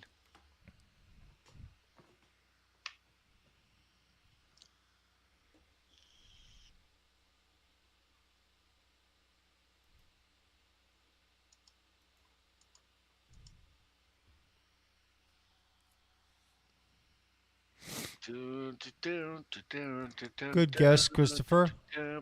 Bum, bum, bum, bum, bum, bum, bum, bum, bum, bum.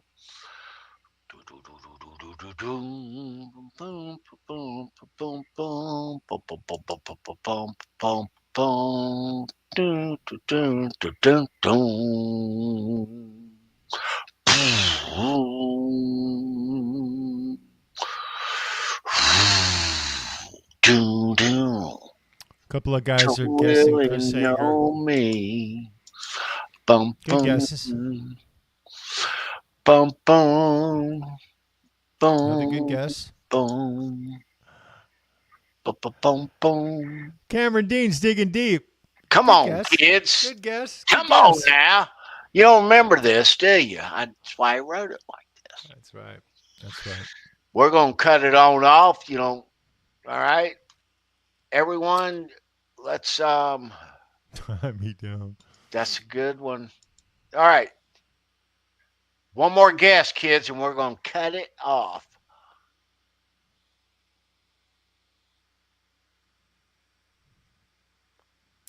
Need a name. All right. Let's cut it. All right. All right. No more. No mouse. There's your stopper. Good guess, Bo. Yeah. All right. All right. So. They just keep coming in after the fact. That's so funny. I know. That's the timing thing. It's all good. Let me make sure there's no. All right. Yes. I didn't see it. All right. So. All right. So there's your question. He was the guitar player for Rat before they got signed, and he became the lead singer of the Bullet Boys, Mark Torrin. Yes, he did. He played guitar for Rat. Right on. You know why he didn't last in Rat? He just kept butting heads with Steven. And so did Juan. Steven didn't like other people's lyrics. He didn't like it. He didn't like doing other people's... he liked coming up with his own lyrics for songs. That's the kind of connection he had with them. He has a long history of doing this shit. And they just butted heads constantly. One of the greatest 80s rock songs, Charles, of all time, like the band or not, have any of their albums or not, Smooth Up In You. When you heard that motherfucker come on the radio or, in the car, it starts off, Smooth Up In Ya. It's fucking on at that point. Yeah, man. It's good stuff. I know they're one of your favorite bands. They are. In case you guys didn't know that about Tony. The Bullet Boys. Bullet Boys are some of his shit. Yeah. Straight up. Those guys, they were rockers. They got caught in the machine, but Smooth Up In You is one of the greatest rock songs. That Smooth Up In You, Charles, is like turn up the radio. Almost. Yeah. It is. Absolutely. Yeah. All right, let's continue here. Number 8. Yeah, we're on number 8, Tony. Exactly. All right. Okay, what's the score here again, Charles? Steve Rezer has 2. Keith Campbell, Darboard, Guitar Man 45, and Cameron Dean all have 1. We still got a horse race. Big time horse race right here. Yes, we do. Okay, so we're going to number 8. El Ocho. I see, mi amor. All right, number 8. Good luck. Good luck. Here is it might be pose difficulties for them, Charles, as we talked about earlier, but we'll see. In the Back for More video, this person drives a motorcycle into the venue and crashes in front of the stage. Name this person. Great question.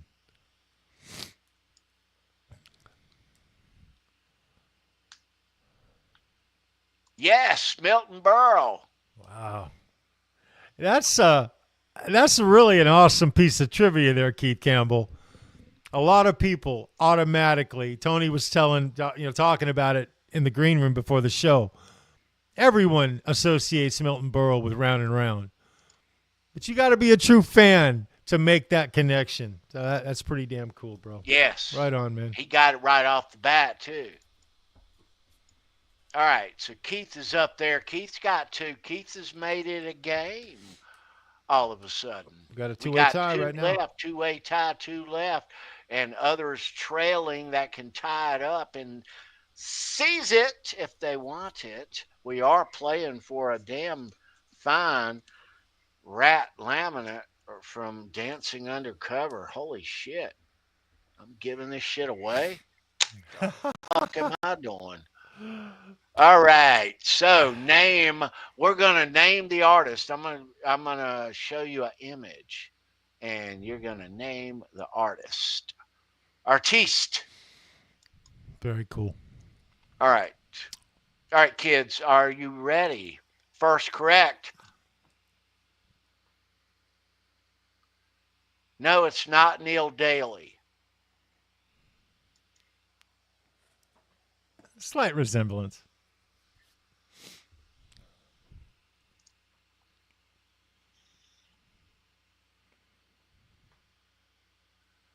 All right, who's that? Can't Google this shit.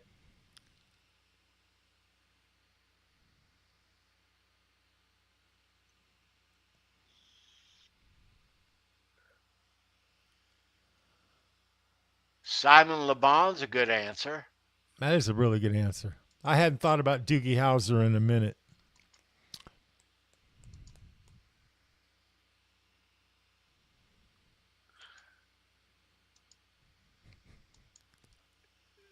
Look hard, kids. Look hard. It looks a little like Jason Bateman. Yeah. I can see that. There's Bent Tommy. Michael W. Smith. Right on, Bent Tommy. Tommy. Good to see you, Tommy. Right on, yes, brother. Sir. Right on, Tom. Michael W. Smith is a Christian contemporary artist with some awesome songs. Great, great, great songwriter he is. I was into his first two records back in the late 80s and early 90s. And great. Who do I compare him to that everyone will know? What's the guy's name? Richard Marx, maybe. Mm-hmm. Yeah. Something like that. Yeah. But anyway, Michael W. Smith. Tommy, you got it, dude. Right on, Tommy. All right. Let's get rid of that. Let me go ahead and delete it. Got no room in here anyway. All right. Okay, so it's question 10. We have a tie between Keith Campbell and Steve Rezer. Stephen Keith. Possibility of Cameron Dean, Guitar Man 45, Darboard, or Bent Tom, making it a three-way tie if one of them gets 10 correct. Okay, so 2 of them have 2 and 4 of them have 1. Correct. Right? Correct. Okay, so one of the 4 can tie it up and we can go to the tiebreaker, or one of the 2 can claim it now. That's right. Do it now. Do it now. Meet me at the chopper. All right. Okay. So, number 10. Should you watch Show Me Your Pick in the past once or twice? Number 10 is the Know the Show question. And we write it specifically for you because we know you were here last week and you know you were going to be in a trivia game next week, and number 10 is going to come into play. So you were here last week, so no problem, right? That's how it goes. Thanks for being here. Thank you for playing. I appreciate it. This is so much fun, Charles. Great to see you tonight, too, right man. On. I miss Ed and B, but man, it's great to see you, Charles. Oh man, it's it's always nice to come back here. This is sort of my home away from home. It always will be. Home. Absolutely. And Tony, just to point out, Ed just posted in the chat. Can I read it real quick? Yeah. It says, "Still watching. Hope to come on during the Van Halen medley." Okay. Right. So just to bring that to our attention. Okay. Right on, Ed. All right. We'll be hopefully seeing Ed and Wildside and Ed's crew there. I'm sure it's after 11. It's third set. Charles they might be a little saturated. Right on. But all the more better though, because I know him and his boys are there, and yeah, I hope they chime in. All right, let's go to the final one, number 10. Good luck, the decider. Right on. Good luck, you guys. Here we are. All right, so answer quickly and diligently. This question is for you. Who is Fruitcake Tony's favorite member of the chat week in and week out? Somebody out there is my favorite. That's a simple question, Tony. Who's your favorite, brother? Who is my favorite? They should know.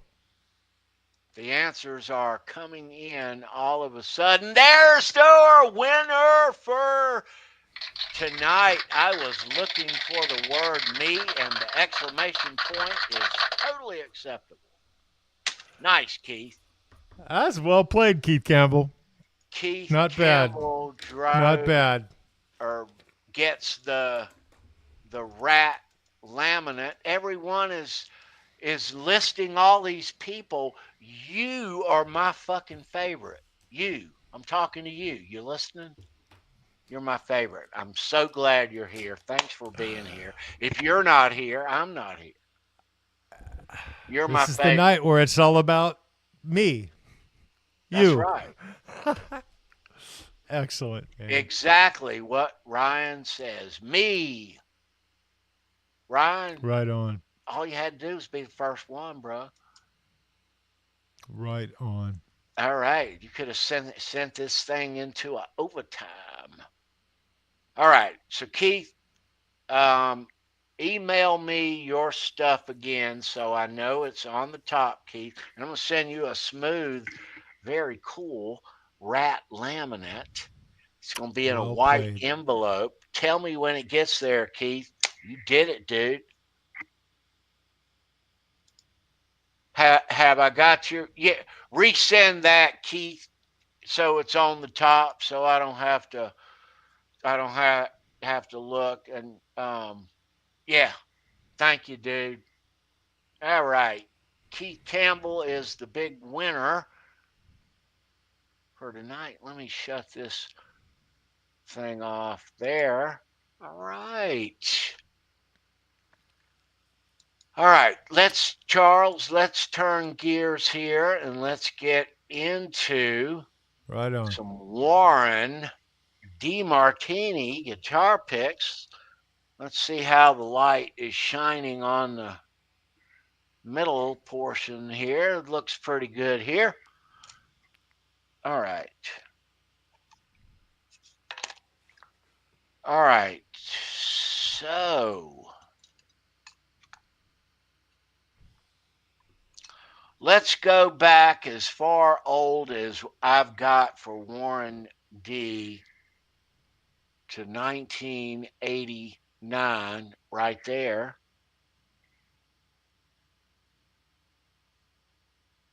Wow. All right. And that's not it. Let's go ahead and show these. These are later. These came later. These next picks are when Warren rejoined Rat a few years back. Okay. And all of these are kind of similar. One has the snake skin like that, Charles. That's a great pick. The next one is like that on the front, but it's got that's this so little cool. thing. Right on. Yeah. And the next one is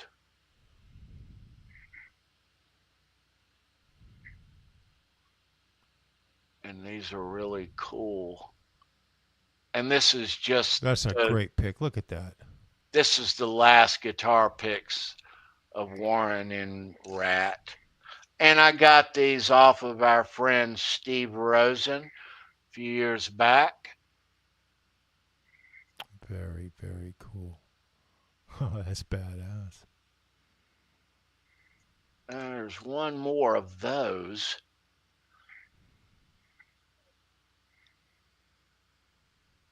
Excellent. Yeah, so there's 5 of those like that. Let's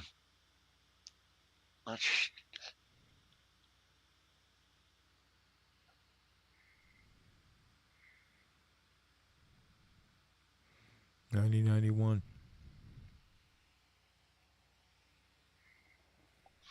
All right, let's put those aside. I've got more Warren picks here. Let's see what's in here.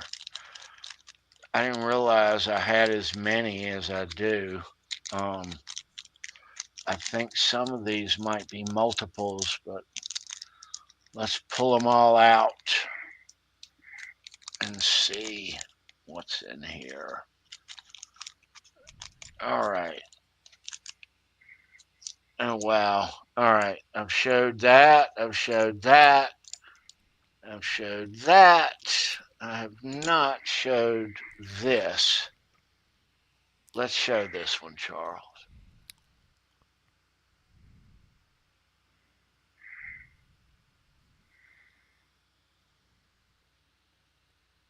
Interesting. That's awesome. That is awesome.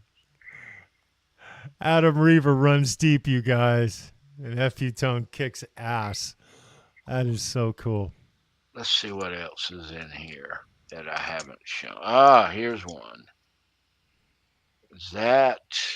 No, that's Carlos. How'd you get in here? This is the Warren bag. Ah, there's two Carloses in here. What the hell? All right, here's one more here. That is too cool.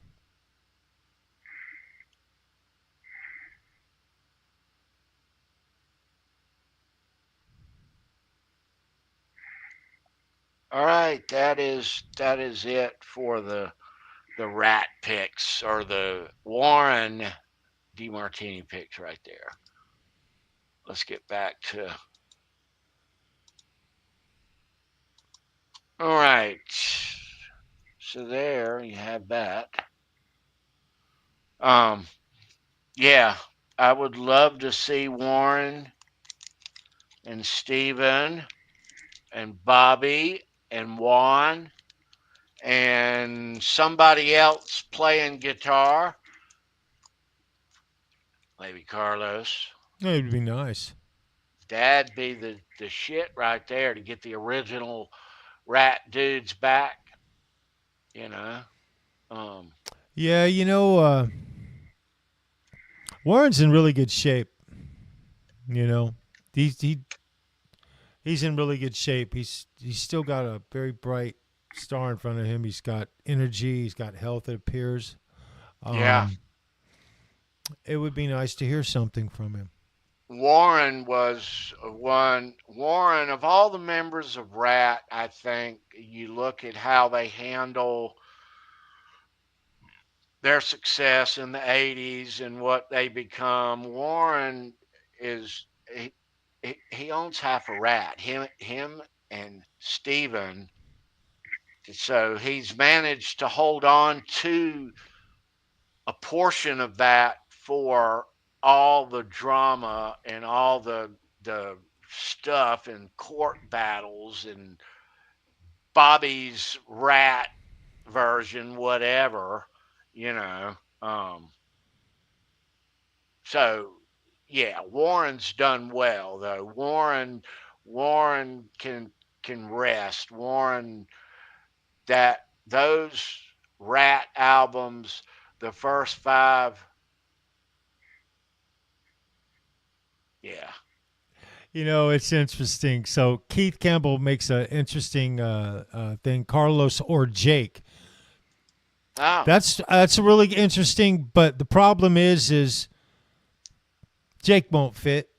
He never does. He can't even share a stage with another guitar player. He's not made to. It's not in his DNA. You know? Yeah. That's why Robin couldn't get along with him. He literally didn't give a damn.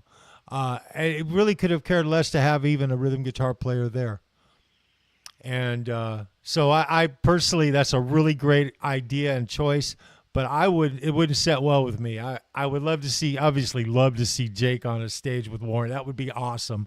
But as far as like a Rat reunion, I'd rather see Carlos. Yeah. He was more interesting. Carlos Cavazzo was a bona fide good friend of a very tight core of Rat members, Motley Crue members. He got along with everybody. I got to interact with him a few times. His girlfriend once almost knocked me out, and through the whole thing, he was so apologetic. It was just this really sweet guy. He is so unintimidating. He's not a confrontational dude. And yeah, anyway, I don't know. I went down that rabbit hole, Keith. But guys, I was thinking about that. Yeah, what a crazy times, man. Nice. Crazy. Well, Crazy. Charles, I think we're gonna wind things down. We're on 2.5 here. It's been great to see you, brother.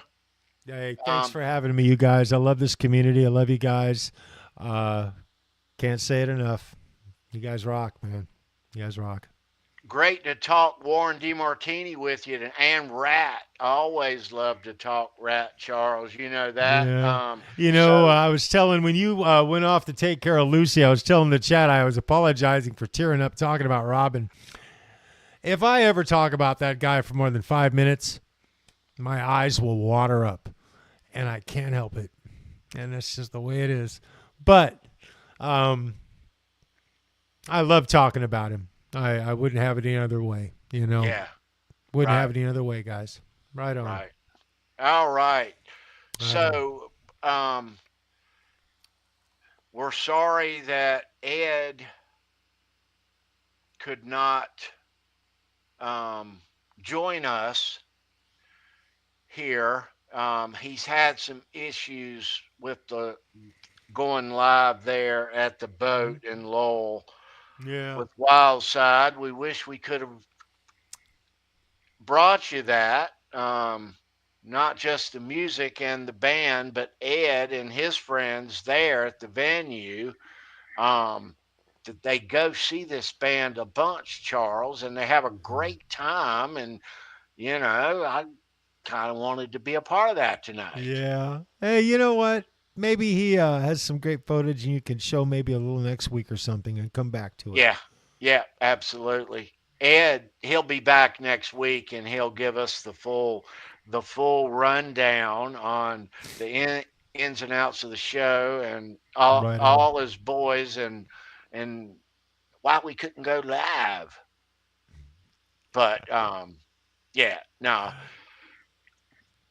Brendan B. Squared, miss you, brother. Love you, Brendan. See you next week. Right on. Yeah. So, all right. Am I missing anything? I'm not. Congratulations, Keith Campbell, our big winner for tonight. Well played. It's the Rat Laminate. We'll bring you another batch of questions next Saturday night right here on Show Me Your Pick.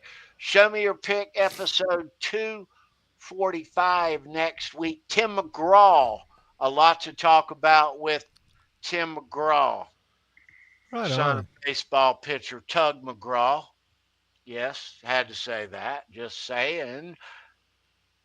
But Tim McGraw next Saturday night, right here on Show Me Your Pick. We'll show you a bunch of Tim. I even show you some Faith Hill picks. Definitely show you some Tim and Faith stuff. But great country act, great songs, great part of my history and going to concerts. I've seen him a few times. Always a great show. Yeah, that guy's had hit songs on country radio since the 1990s. Can you not say that you've been out riding in a Jeep or something like that on a hot summer May or June day and had a barbecue stain on your white T-shirt? Of course you have. Of course. So, yeah. That's just good country, man. That's good country. That is. I like the barbecue stain on. I'm gonna get one on my golf shirt after I get home tomorrow, Charles. Oh my goodness, man. Yeah. Tony, I got to tell you guys, Tony is a weekend dude. He anticipates Saturday morning bright and early, thinking about the golf game he's going to do over the weekend, what he's going to do. You love your weekends, Tony. You have always loved your weekends, bro. I mean, just like a champ. You got to plan it, especially That's right. when the weather's nice. I've been waiting on this shit all winter. But no, it is nice, though. Yeah. Need some rain, though, I guess, Make things a little soft out there. At least things are hard as a brick, non-receptive, and making things very difficult on the golf track. Yeah, but that's the way I like it, though. I wouldn't have it any other way. If it were too easy, it wouldn't be fun. That's right. Yeah. That's right. That's right. That's why I still suck. So. Oh man, Tony, you don't suck, bro. You don't suck. That's a bit of a strong word. I can't break 80 anymore, brother. I've something. I suck. You know, it's amazing. You go to the golf course and you play your ass off and you play great. Hit every fairway and hit every green. It just rolled off the back because they're so hard. But the scorecard. Hey, Tony, I didn't mean to interrupt you, brother, but Ed, let's read what he put in the chat. He just put it in there. It's within 1 minute. The Wi-Fi is good. The Van Halen medley coming up, hopefully. Okay, let's hang out. Yeah. All right. Yeah. It'd be a shame to miss it. Thank you, Ryan. Thank you, Ryan. I saw Ryan wrote that in the chat, and it got my attention. We're gonna wait on Ed and hang out. Yeah. All right. So Ed says that Wildside does a Van Halen medley. And he says it's quite good. So. These are his local boys, man. I want to hear this. I really do. I hope it comes through. All right, Ed. I'm ready. I'm ready.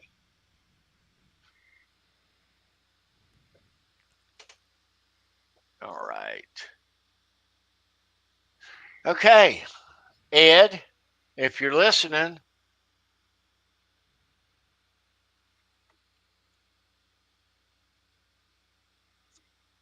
So you waiting for him to pop into the green room? Is that what? I am waiting on him. Looks like he's typing now. Okay, so they are. All right. They're playing "Lick It Up" now, and the Van Halen medley is next. Lick it up. Oh man, I wish we could hear that. Oh, that's cool. All righty.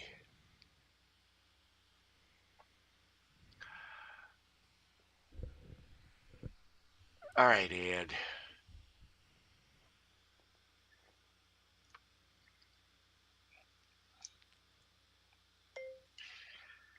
So, Ed, come on in, bro. All right, let's see where he's at.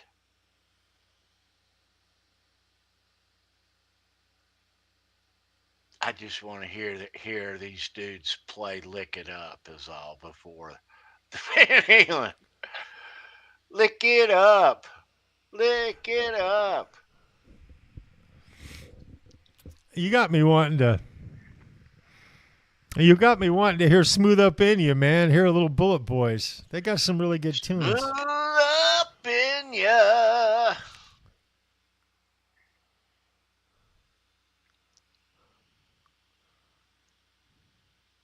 You know, we already had David Lee Roth, though. You know what I mean? Dave was doing his shtick in full swing, and damn if Bullet Boys didn't remind me of Van Halen in many ways. They did. Many ways. They just did. The production, everything, management, everything. It's just... Well, a lot of bands, as you know, the Poisons and there was a lot of, I mean, and it's not, there were countless others, Charles, on the strip that we don't know about, but everybody was influenced by Van Halen. The guitar players on the strip were influenced by Eddie, and the image in the band and the singers, they were influenced by Dave. You know, they were all influenced by Van Halen. And Absolutely. when it becomes too obvious who your influences are, it becomes almost copycatish in a lot of ways. And that's where I think the 80s kind of went astray, was because of that. I mean, it was just so good. I mean, everybody wanted to do it. I mean, once Eddie and Van Halen came out, it was like, holy shit. That's The right. whole music That's scene right. changed. It did. Yep. You know. Yeah, I'm sure you saw that firsthand over If on the I left. had it to do again, I would have started going to Hollywood when I was a sophomore in high school, when I was too young to get in. Here's I Ed. had friends. Oh, excellent. Excellent. Ed's Right here. on. All right. Let's bring Wildside and Ed into the stream. Right on. And bring him his drinks and whatever else. Anyway, your favorite sign up. This is about that time of the night where I'd like to introduce you to mighty Mr. Bob. Oh yeah, that's right. That's right. We forgot about that. We're doing running first. Yeah.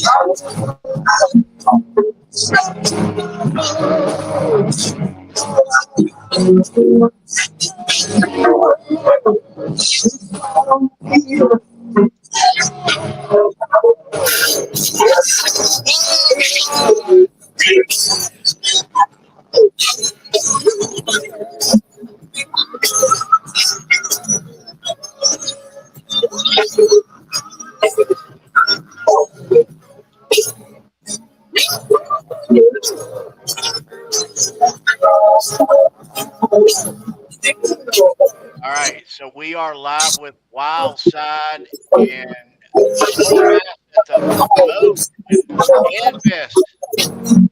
We're having a little bit of audio difficulties. This actually sounds a little better when Ed's volume is turned down a smidge. I just messaged. There we go. Let's see.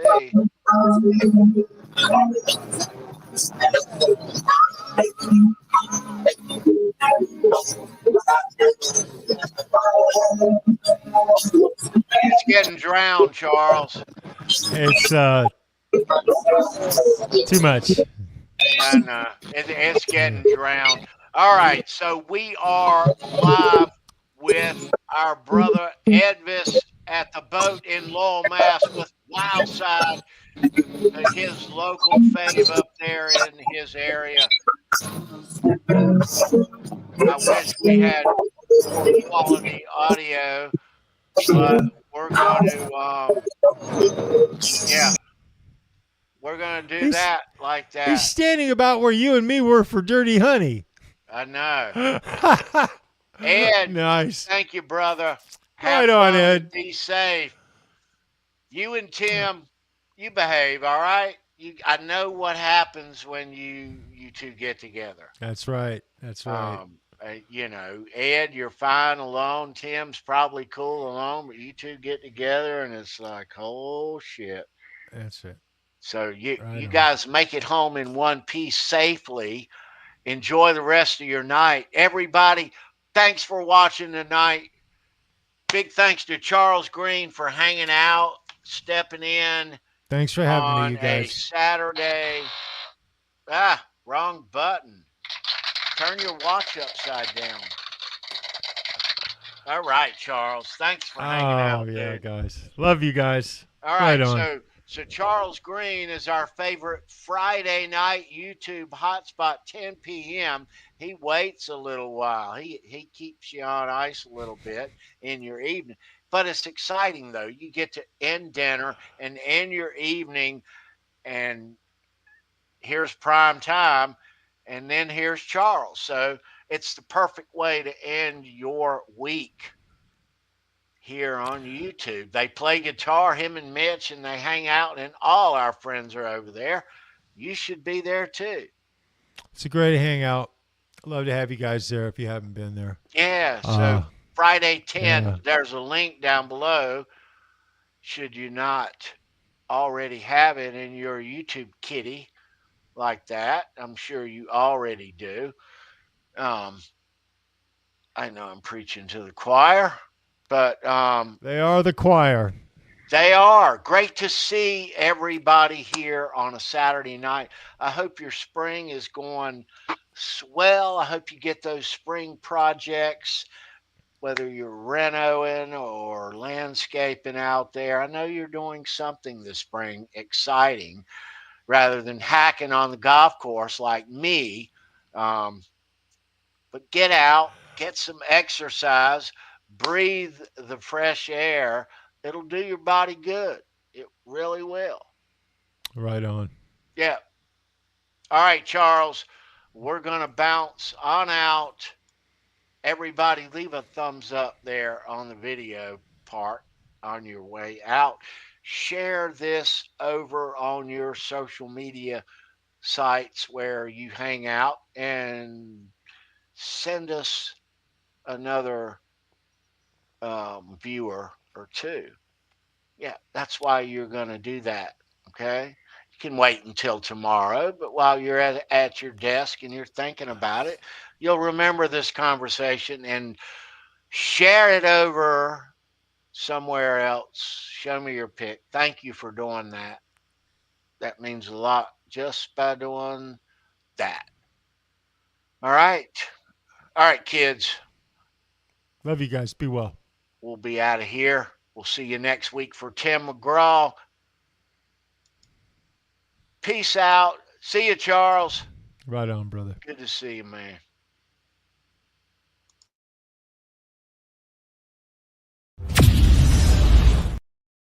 Wrong one.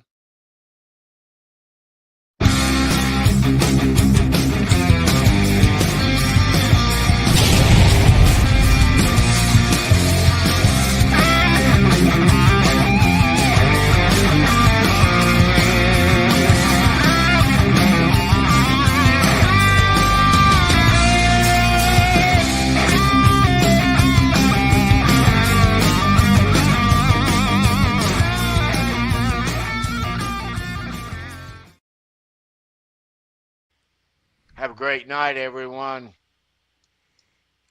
Right on, you guys. Rock on.